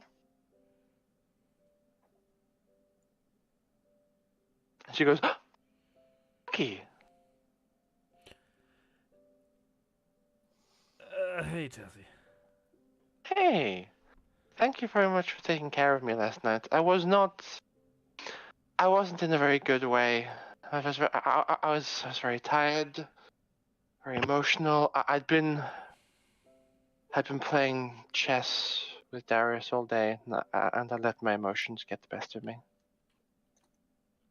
It's all good. Happy to help. What are we doing in the workshop? Working on some modifications for the Romney. Anything fun? No, not particularly, just some upgrades. Servo mechanics and stuff. Get Can the I old just legs say, moving faster. Can I just say, Lockie, how impressed I am at your ability to embrace all of this technology. I remember when we first picked you up on the Sumo Hayabusa. You were so confused and bleary-eyed and prone to violent outbursts. But look at you now! So impressive. I'm so proud of you. Now he's educated and prone to violent outbursts. And I've got a gun now, too. Threat assimilated.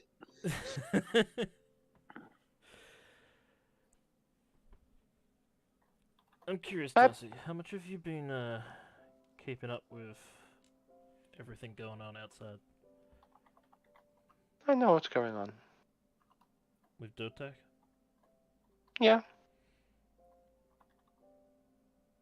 I'd be a fool to not pay attention. But my priorities have been elsewhere. I get that. But to what level do you understand? I'm curious.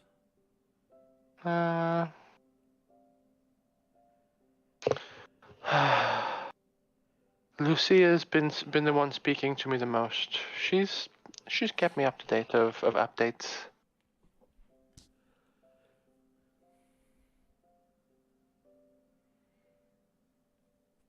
Have you had a chance to look at our logs on our interactions with him?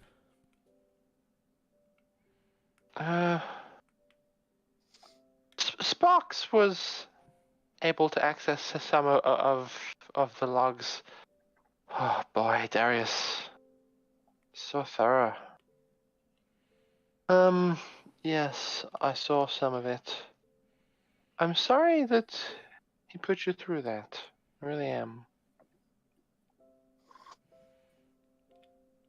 Ain't no big thing for me, but the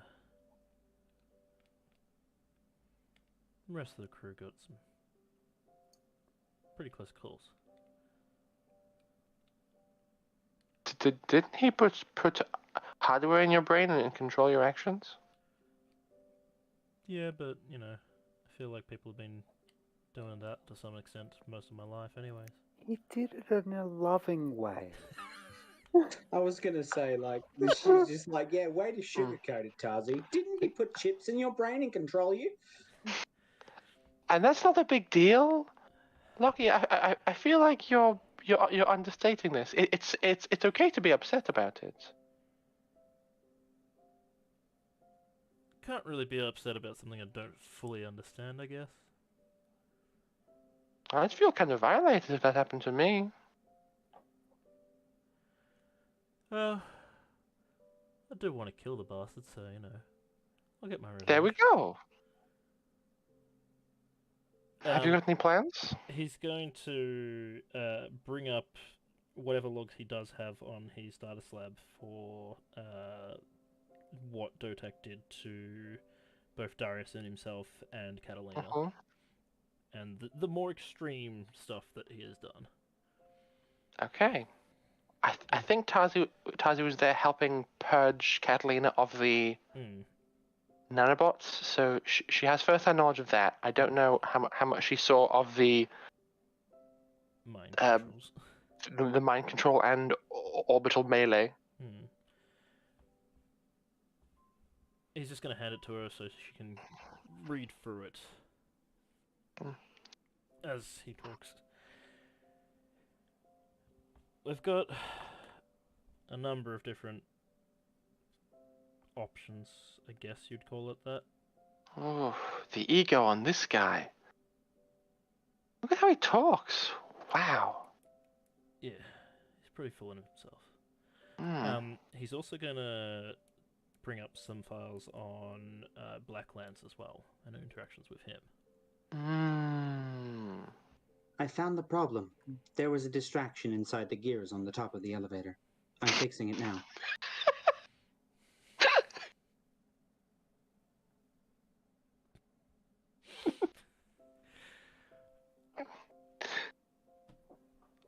Look, I'm not gonna lie, half of our options are just worse than the next.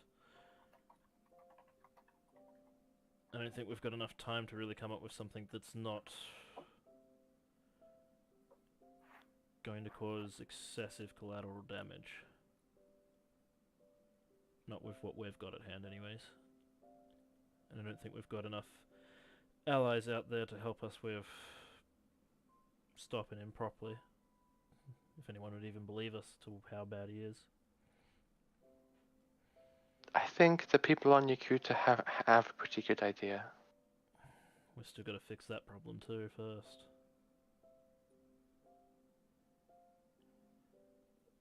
We do have one thought. Yeah?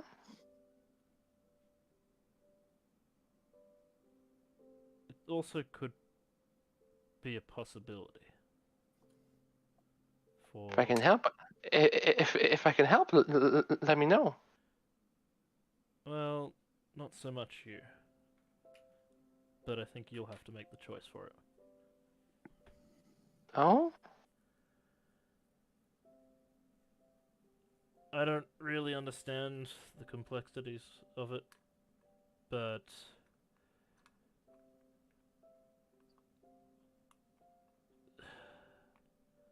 I'm not really good at explaining or, going into depth with stuff, so I'm just gonna say it. There's a chance that Darius could help us maybe one last time, or possibly, I don't know how this whole thing works, it could even help him regain more of himself, I guess, maybe? I got no idea. Tazi's face loses some color definition. She goes a bit pale. What? What do you mean? I've been spending all these months trying to get through to him. Well, a big portion of what he needs right now is computational power. Yes. I've been doing my best, but a microwave only has so much CPU. Well, let's just say DOTAC has a big old planet full of computational power. It's just, he's currently in it at the moment. So Darius might have to evict him first.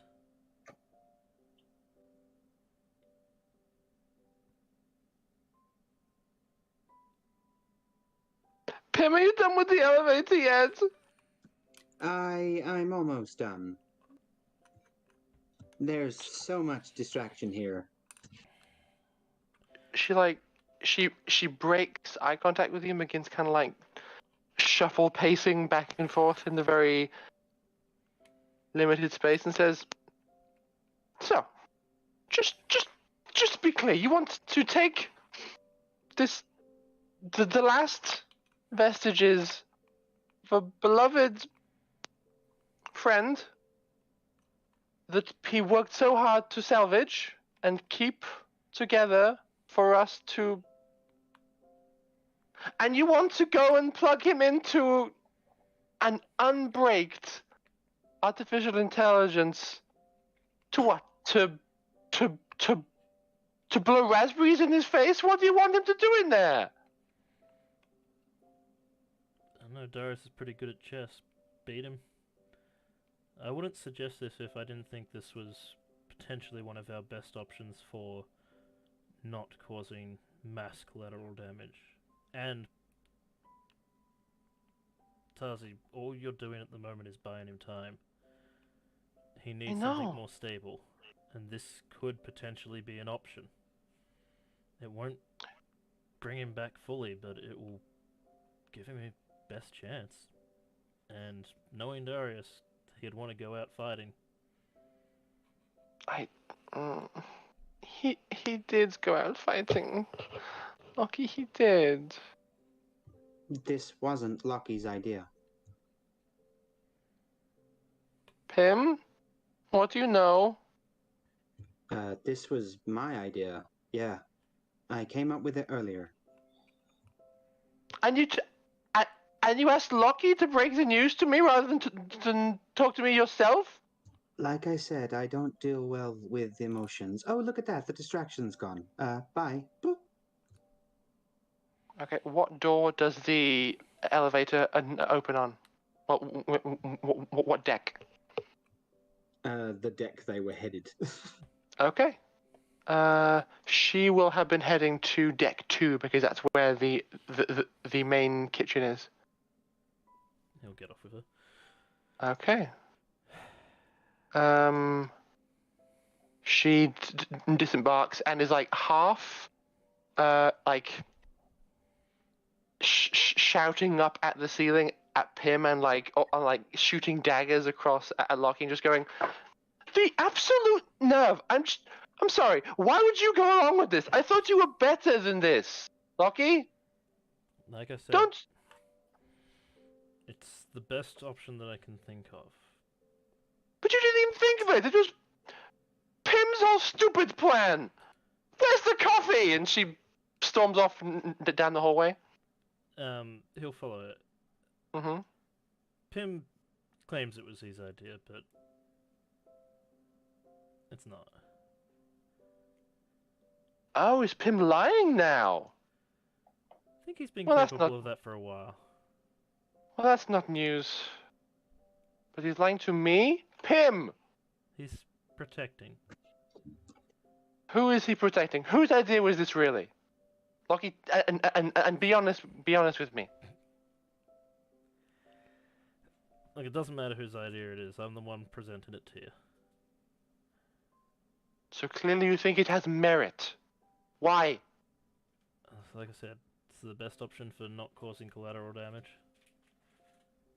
At this point, she's made it into the kitchen and is kind of shouting at you through the serving hole that people pass out meals from.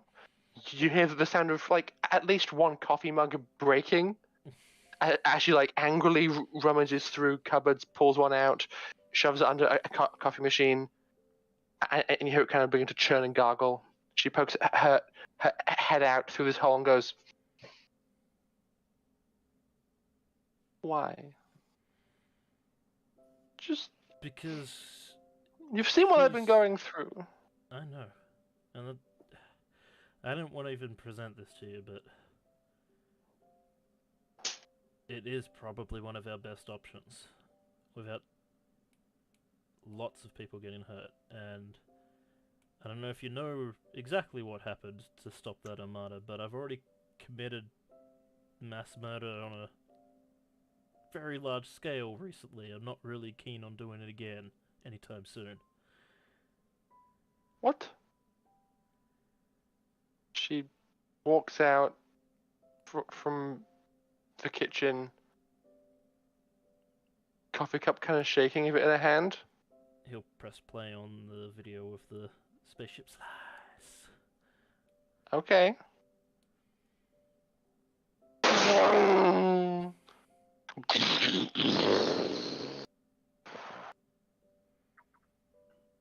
She drops the coffee cup. It shatters on the ground and coffee goes everywhere.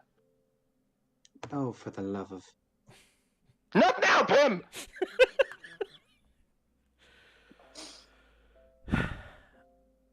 Lucky, those ships were full of people. Yeah, and I wish I had a better option. I would have taken any other option if I had it at the time.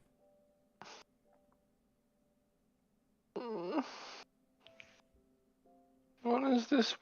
What has this sector done to you? You were so I made precious. that call so that others didn't have to.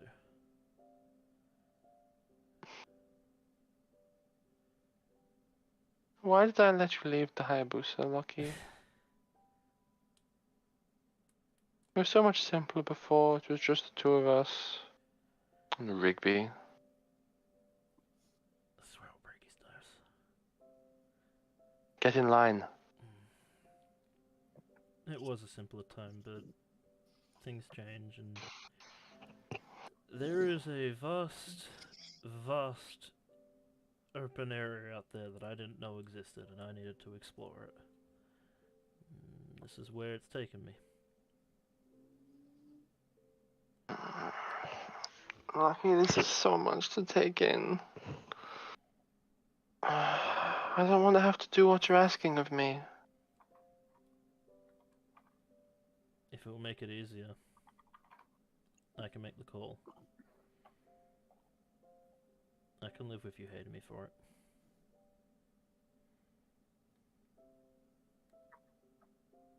I don't want to have to hate you, Lucky.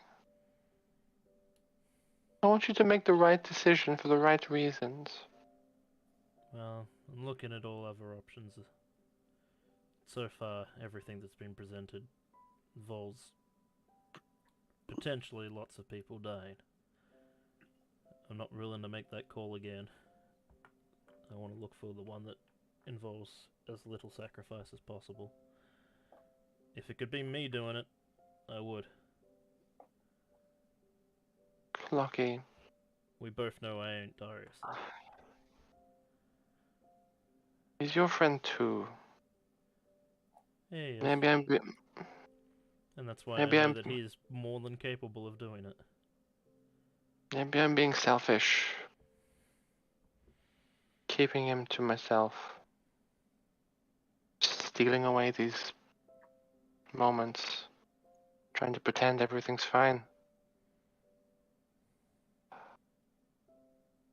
I thought I could deal with this, but... God, I smell.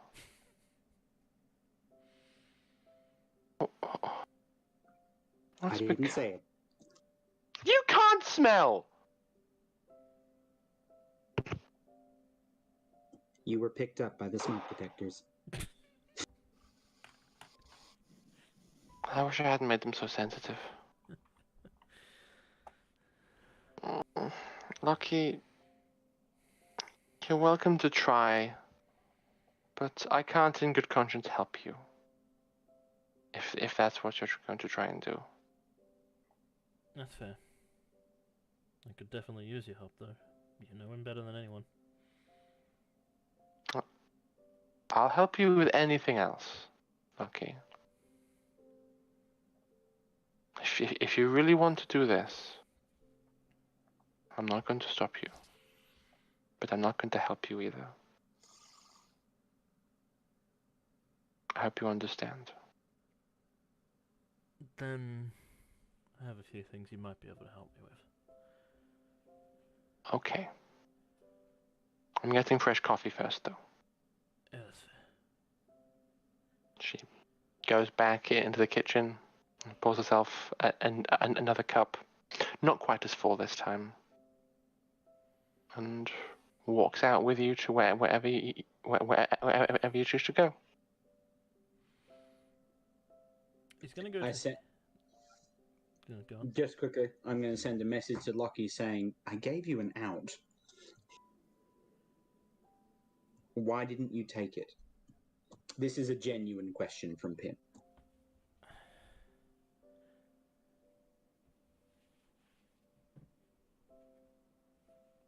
His response is, she needs to be angry at me, not anyone else right now. He's going to go to his room. Okay. And tell Pim to activate privacy mode. So the two of you are in your room together? Nah, I broadcast it to the whole ship. God. Pim, that means you too. Butthead. You just hear the click. Just to be sure, he's going to have his back to the camera. You don't trust, you bastard. He needs to be sure for this. Okie dokie. And he will write everything on his data set, which he will disconnect from the network first. Just to be sure. And communicate with Tazi through that, and explain some of his plans. He will explain everything to her, some of these options. See what is viable and what's not.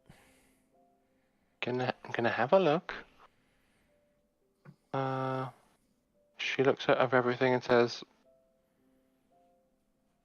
the ship we're catching a ride on has teleportation technology? No. We ran into some people who could do it. If I could reach out to them, could potentially use that again. Oh. Okay. It's possible. Want to try and call in as many markers as we can on this one. You've certainly been useful.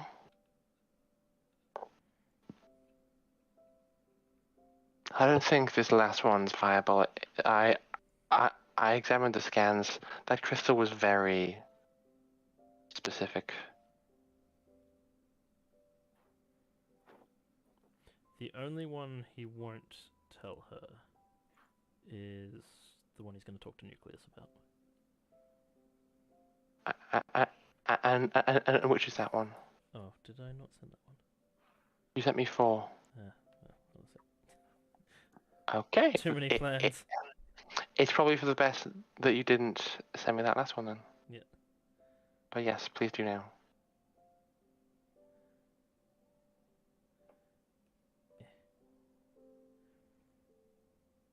This is what happens when you let a sci-fi nut loose with technology.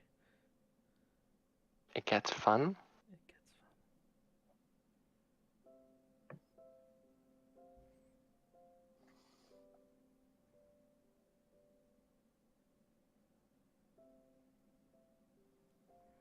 So the last one. Uh-huh.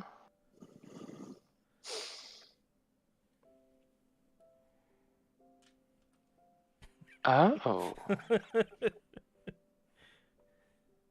You dog. You're gonna keep it hidden, aren't you? For now. Yeah, why not? You can Because certainly. I'm curious. You If can it certainly. goes ahead, I think it will be amazing when it happens. You can certainly have the conversation with him at a later time, but right now you're in the room with Tazi. She gives you varying degrees of yes, I'll try, to most of your mechanical options. Yeah.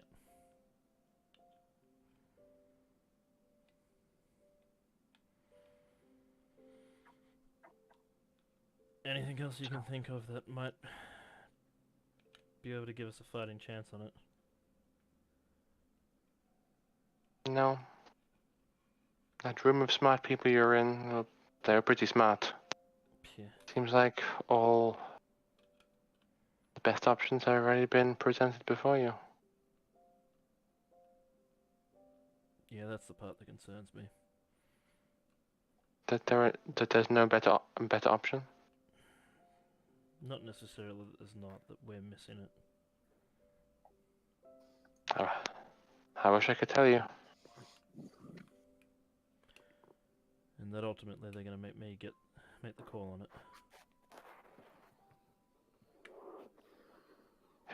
If it had to be someone lucky, I'm glad it was you.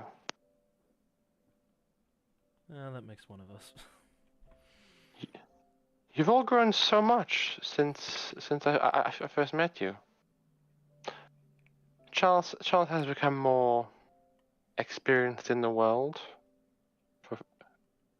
for better or worse. Dimitri has a lot more vodka. Catalina's she's improving, not without some trauma. Pim, my goodness, leaps and bounds. But nothing compared to you, Lucky. You were riding around on a quad bike, shooting bullets at other people fighting over plants on a dirt bowl in the middle of nowhere. Yeah, like I said, now I'm just doing it with a bigger gun. Still, you can accept the stakes. Now, I'm gonna head back to the Molotov and have a shower. I'm not comfortable seeing how much everything is going to enter the water system, because I know that Pim is responsible for monitoring and filtration. So I'll leave that to the shipboard VI pre-installed on the Molotov to do automatically and not judge me for it. Yeah, I've got some things to attend to too. Okay. Well, looks like we're not terribly far from our Spike Drive exit point. So I'll get ready for that too. Yeah, at least we can have some much needed downtime. Yes. Probably not much rest. No. Not the way we travel. Anyway. Call me when you need me. Will do. And she heads off.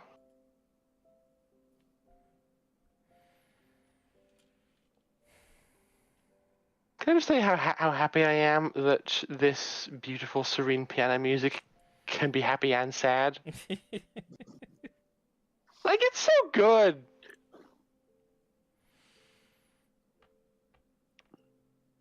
You're a genius, Zoe. We get it.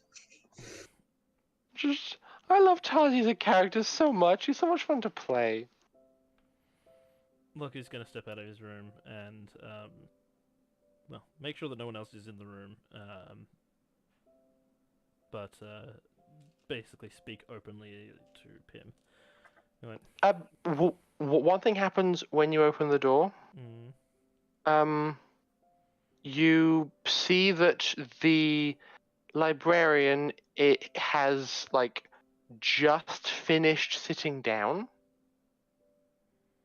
There is an empty glass next to her, and kind of like a conspicuous smush mark, like circular smush mark on her ear.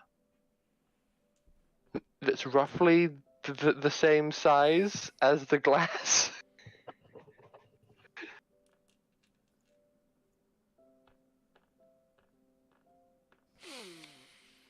No punching the old lady.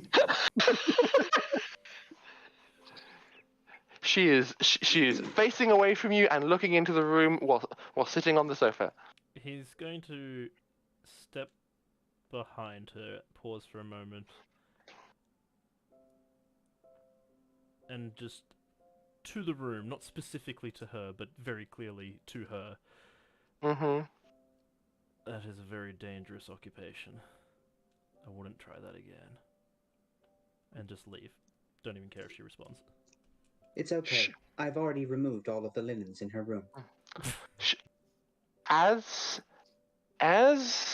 you are leaving, she basically she announces to the room, "How are your nuts doing, Lockie? I still have that book, you know." Which book? So at one point, you set off an explosion That's right. in their secret base, and she angrily slammed you in the nuts with like a dictionary. He's not going to respond. Not going to give her the dignity of a response. Okay. And you were going to say a thing to Pim? Yeah, but once others are not around. Okay. So you are alone in the hallway. Tazi has left. Just be sorry, mate, but sometimes some things need to be private. Proper private. I understand.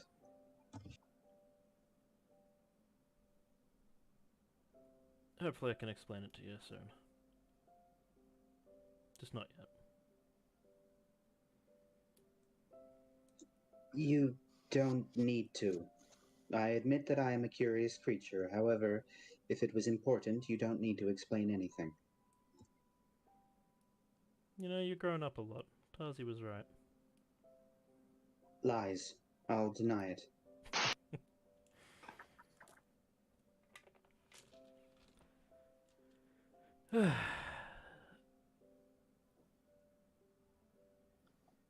I gotta go speak to a probe. Probe? A what now? Nucleus. Nucleus. Okay. Well, that can happen maybe in a bit. Yeah. That conversation went for longer than I was expecting, but it was pretty good. Good talk. So, is there anything anybody else was hoping to achieve during that time? Because there was several hours that passed as Lockie was tinkering in the workshop, waiting for Tazi to wake up. Charles, I imagine you were still going through your data. Yes. Going through the data and watching the progress bar on the first of the new printouts. Okay. Jin, you finished your being scanned. Yep.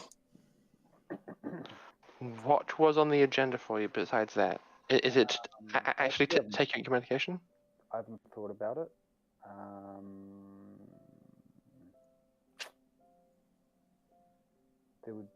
I'd probably be working on some sort of equipment for somebody.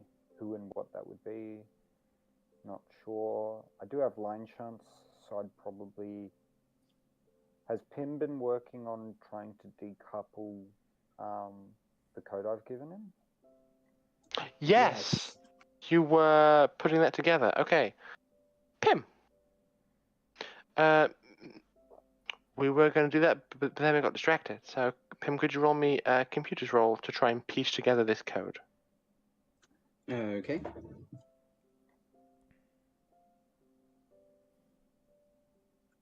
It's +4, but it's still 10. Okay. I'm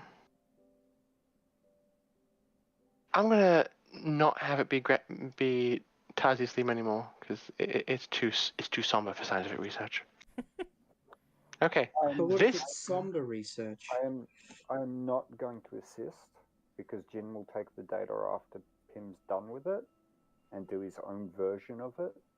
In which case, we're working on entirely different things, so I can't really assist him on doing whatever he intends to do with it. So it's his Okay.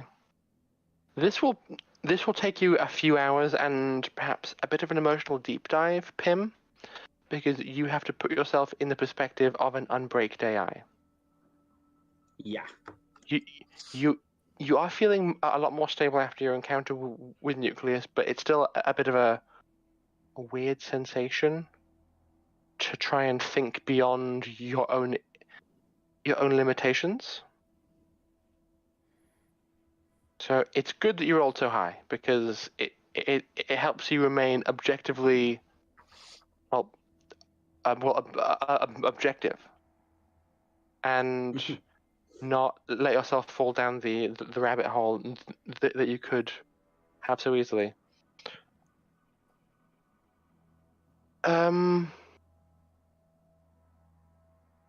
DOTAC had a rather interesting understanding of cyberware, and he has a very versatile approach. So basically, interestingly, it looks like, based on the code you can see, he had a packet of like small attacks. Those small attacks know how to work together, like in like near infinite possible configurations, like, and the packet only launches certain attacks depending on what the corresponding hardware it finds is. So you have... It's a smart hack. It's a smart hack. So Jin was able to have the remnants of the hacks that were actually launched. There are probably other pieces that were not launched and are therefore missing, but you have been able to piece together that structure. You have the idea of the central core, the launching mechanism, and the several tendrils that were launched at Jin, but there's some gaps that would correspond to similar attacks but aimed at different cyberware.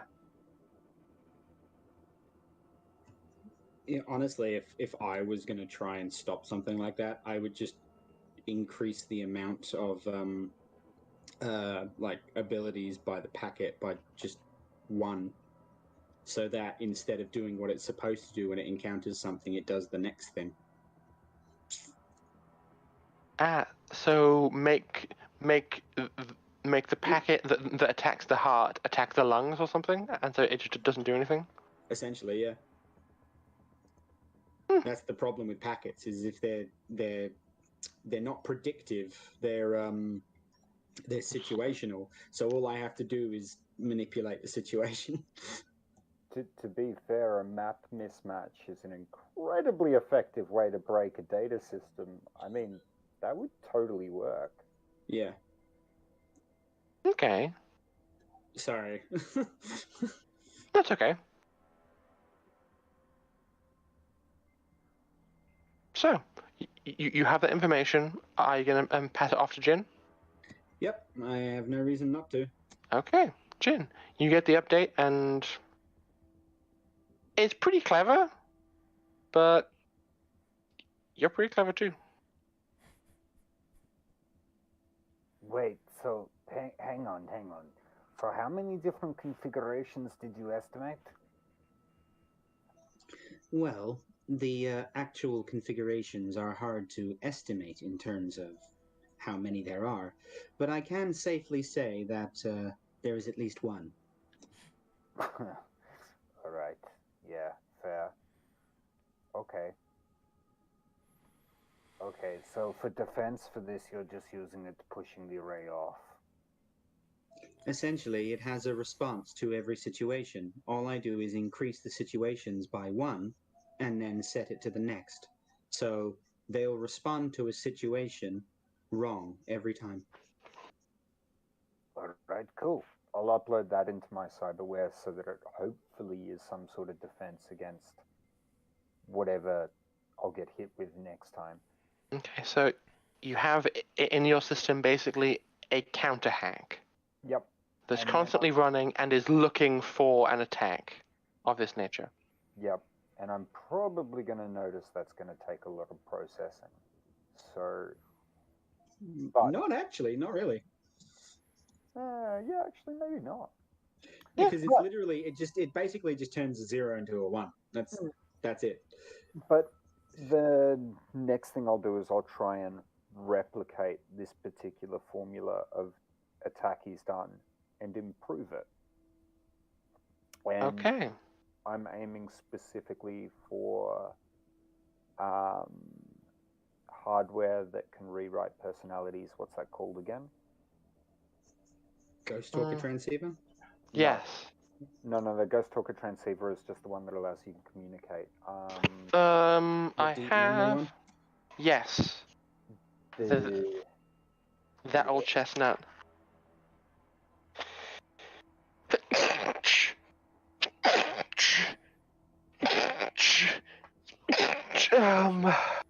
Thank you. Bless you. Jesus Christ.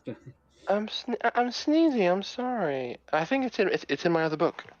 You don't have to apologize. Immersive identity software. There we go. Yep. Okay, I'm just reading up on it. Imperceptible if anything of TL5 medical scanning. Well, it doesn't matter if it's perceptible or not because I'm targeting it whether I know it's there or not. There you are. Secondary persona complete with library of manufactured memories. So long as the IST is active, the subject will honestly and completely believe himself to be the secondary person. Persona, a conviction that cannot be penetrated by telepathy or TL4 methods of interrogation. Yep, beautiful. So the only thing I'm going to make it do is very, very quickly save whatever it's currently got, write it back to the submersive identity trigger, and then write it back to their mind immediately. Except with one difference is that my face is the face of a friend. I am the friendliest person they know. So They would you're do anything for me. okay. That's terrifying. I figure I can't stop it, the identity submersion trigger from working. Probably not against the level of control that DOTAC has over them. But I can modify the image that it's planting in their mind. Okay.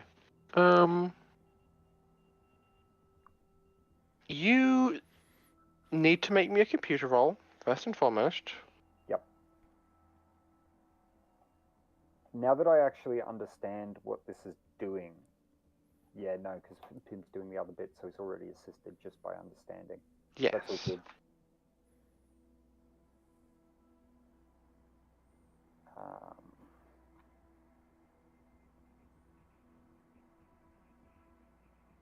It is an...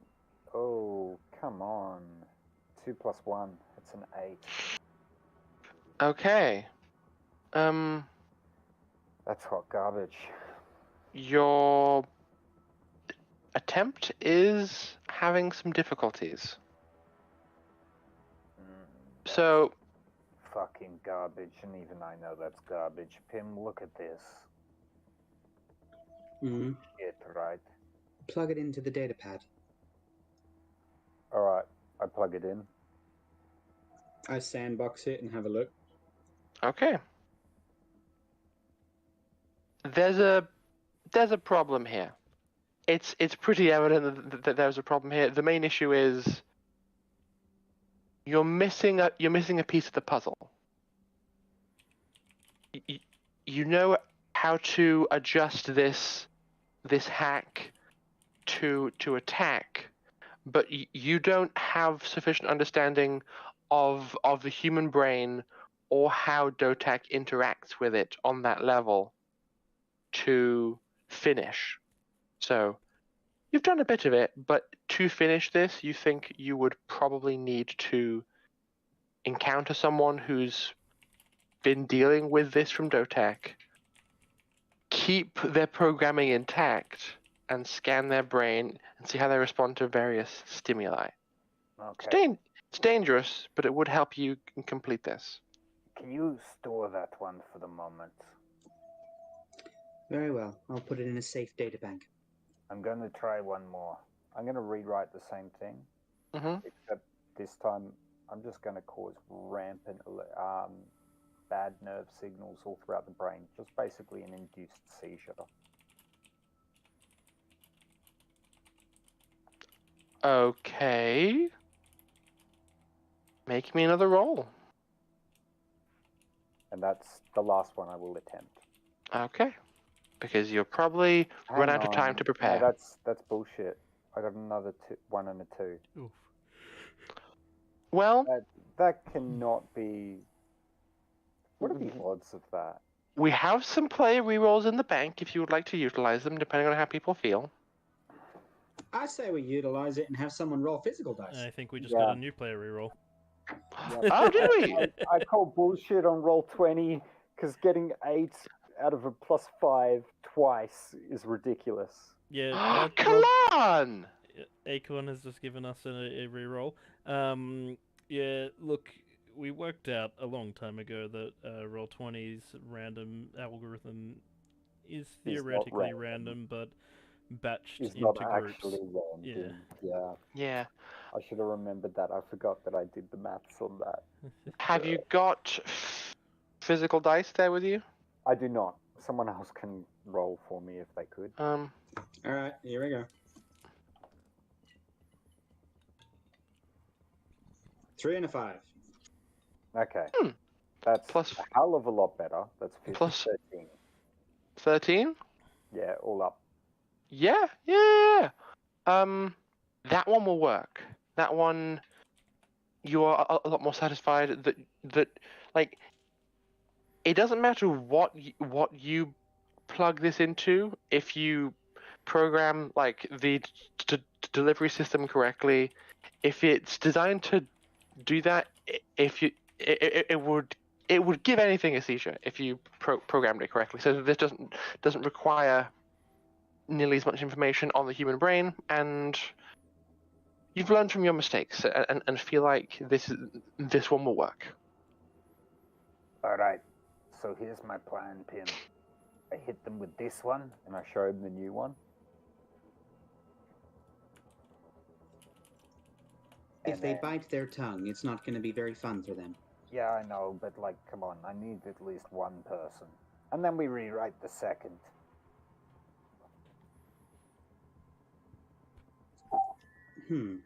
All right, I'll see what I can do. All right. I'll hold on to this one, you hold on to the other. I don't really fucking know what to do with that. It's too strange. Fuck AI. And I'm just gonna... He's right there.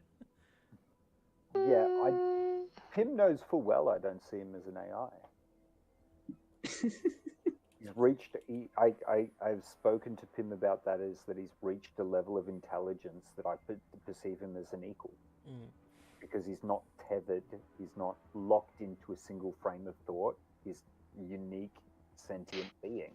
Whereas DOTAC is still an AI because he's locked into a single frame of thought, even though he has more processing power due to being unbroken. In short, I can make decisions, good ones. Pretty much. Fuck, I'm hungry. I'm sorry, that's not my best work. If you can keep it and hold on to it for another time, maybe we can give it another go. It seems to me like you're missing medical components towards human anatomy. I myself have read a book on anatomy, but not...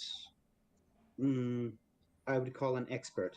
You're better off speaking to Dr. Charles, if he'll help. It's not even that. I don't think Charles would be able to help. It's how the specific cyberware interacts with the brain. Basically, I need the actual component at least once to work out what it's doing. Ah. Yeah, it's a bit shit, but whatever. We'll see how we go.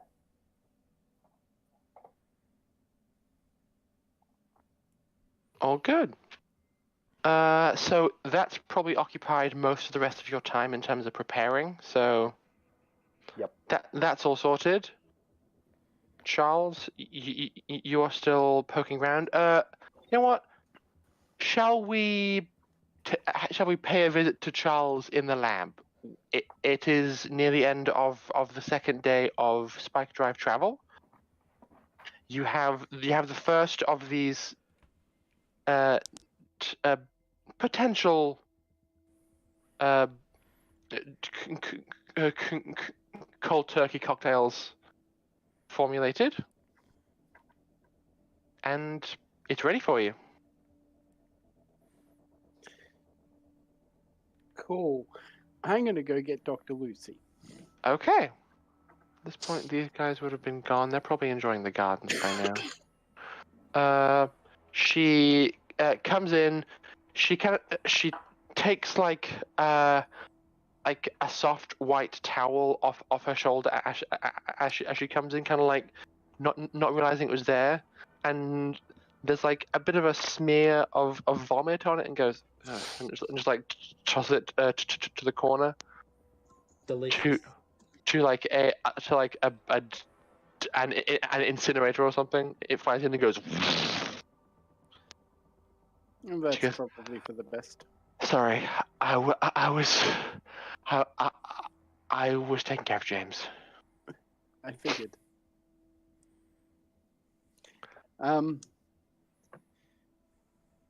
I think I might have something that might finally be able to get rid of my reliance on this. Yes? So I'm probably going to need to be under medical supervision for the next 24 to 48 hours. Oh, interesting timing. I can certainly do that. Can I see the specs? I pass along Okay. the concoction. How many permeations? Wow, this has been running for a while. Well, when you get stuck in a time bubble for 4 months, helps, I guess. Indeed. Granted, I have been running this since I got the first taste of it through psychic means, so... This seems like one of the more... this seems like a viable option. It's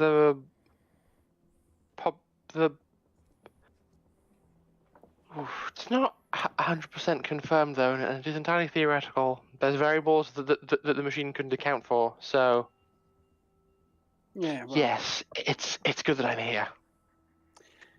that's why I asked. But I don't really want to continue waiting, so I unclip the bracelet, take it off, put it on the table. Okay. And I have the injection already in a gun next to me. One thing before we begin, she leaves and comes back about half a minute later with like a sealed plastic box from one of the med bays. Cracks it open, and you can see it's like it's a portable vitals monitor.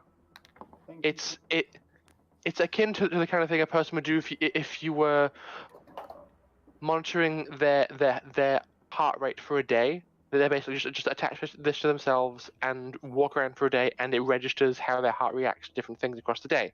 But this monitors a lot more than that. And so she goes, "If you could please unbutton your shirt." Unbutton it so I can... Yeah, you would have seen these before. She attaches a variety of different probes to different parts of you, turns on the wireless, and then just like attaches this device to your belt, turns it on, and synchronizes it with both your and her compads, so that you can get the information from this. Okay, we are ready to begin. This is gonna suck. As I grab the injection gun and just... I could have done... Ooh. As you just shoot it into yourself. Can you make me a physical effect save, please?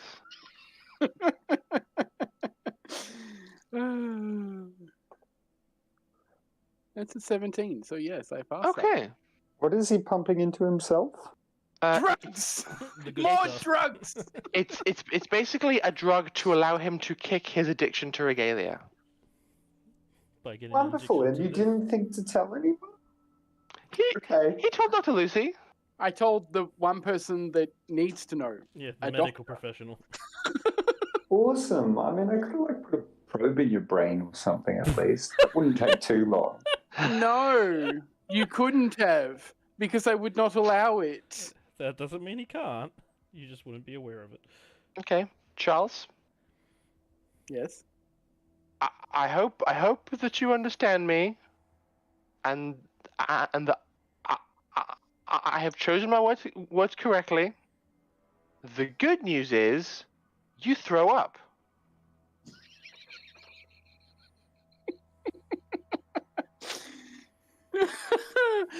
Okay. Okay, you feel like this. I literally like I'm sitting there like breathing, and then I'm just like grab wastebasket. Feels good, man. Yeah. It's okay. That's It's the I good like- stuff. Well, first side effect, nausea. Good news. as I start to like pull out my compad, start typing out side effects as I go. Dr. Lucy continues to observe your condition. Your heart is beating quite heavily. You're developing quite a flop sweat. You are quite red in the cheeks. Your mouth tastes like something. Umami, plutonium, something. It tastes like something. Tastes like pineapple and metal. Not necessarily in that order. Mm-hmm. What does plutonium taste like? Good Right. question. Regret. Like death. Tastes like regret. I would say what follows is a very unpleasant hour of not a lot of fun.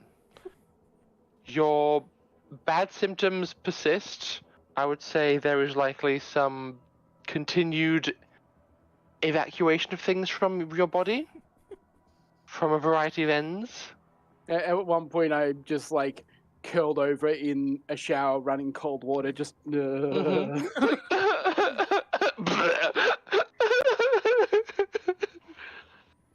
Worth it. So, this is not pleasant by any means. Any type of withdrawal isn't hmm meant to be. But when you get to the end of it, you feel okay. You look down at your wrist, and though your body is feeling like absolute hell, it's like you got blackout drunk in a fight and two other terrible things all rolled into one. Michael is quite tired, so he has gone to bed, which is okay. We will be concluding soon.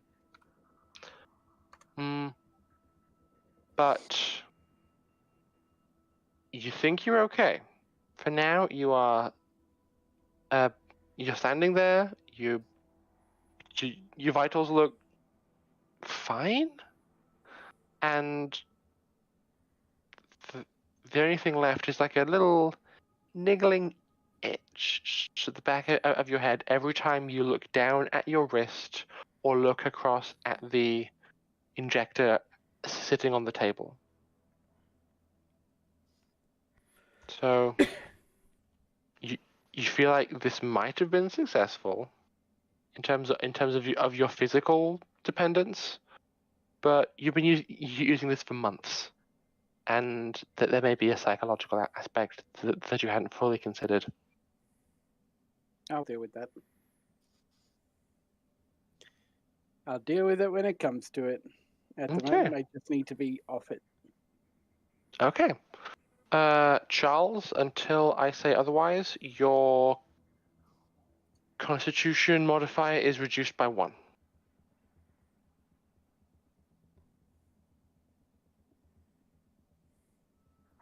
So I go from 11 till 10? No, your modifier. Ah, So he goes from -1 0 to to -1. -2. right. I have no idea what that does. That What is your affects all your health. what is your level? 6, And how many hit points do you have? 18. It's 12 now. He's a glass cannon again. When did I stop being that? You're still a glass cannon. It's just worse now. So He's a crystal cannon now. so you've purged it from your system, but you feel a bit frail. You lost all of the cannon, though. Now you're just glass. No, I didn't. I'm just getting the power from other places now that can cause me to blip out of existence if I'm not too careful. Mm-hmm. So I've gone to being addicted to drugs to literally like risking turning ethereal every time I use my my powers, because making things difficult is fun. Apparently so. So, Charles, as you nurse the great grandmother of all hangovers, Pim, you receive a ping from. Pim's gone. But Pim receives a ping from Nucleus that gets forwarded to the rest of the ship, basically saying, "We are arriving in 3, 2."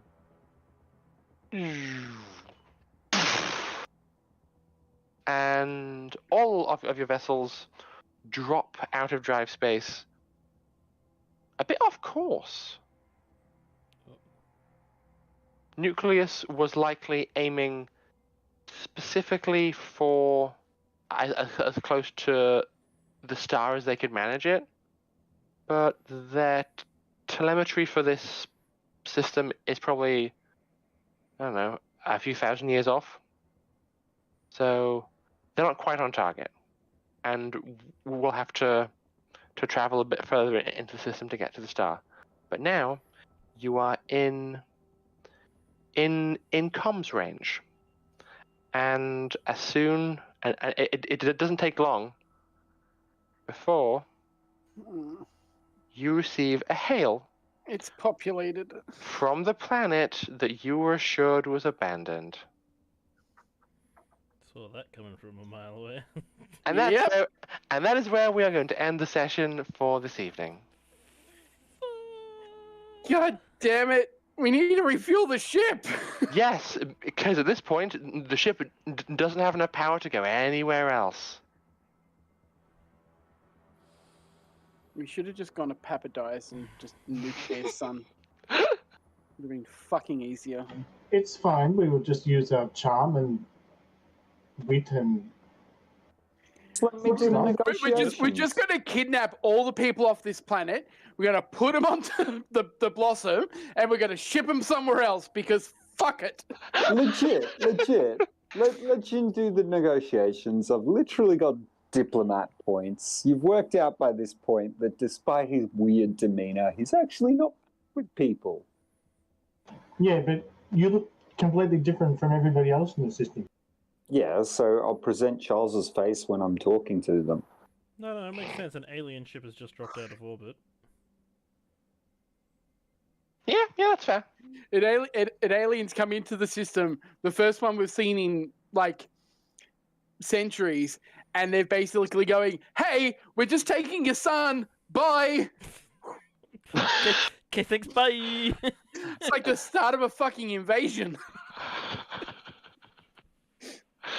Could you imagine that as like a dystopian sci-fi movie if aliens came to our solar system, didn't talk to us, just took part of the sun and left? And suddenly it was colder on Earth, and everything started dying. Yeah, it'd be great. Hello, new ice age. There we go. We've got a concept for a sci-fi. Copyrighted. You heard it here first, people. Yep. It's my idea. Oh, it's our idea. Anyway, I hope everybody has had a good time watching the nonsense and being emotionally compromised by a cripplingly depressed Indian girl. Poor Tazi. Oh, Tazi. Yeah. Poor Was she Indian Tazi. before? She's been Oh, Indian. She has been in Indian this entire time. Okay. I was hoping someone would plug him in because I know what's going on in the cube. Mm-hmm. Yeah, Lucky's not stupid enough to attempt to plug it in without someone who actually has some knowledge of how that thing works. It's interesting because probably only one person on the ship has experience with mind. No, two people. Okay, because it's Pim, experience of mind. He's interacted with Darius's psyche previously, Mm-hmm. and the only other person who probably understands the integration of organic matter into an AI is Jin, and he doesn't even know the core exists. Very true. Now, dearest Ash, Yes. who are we going to raid?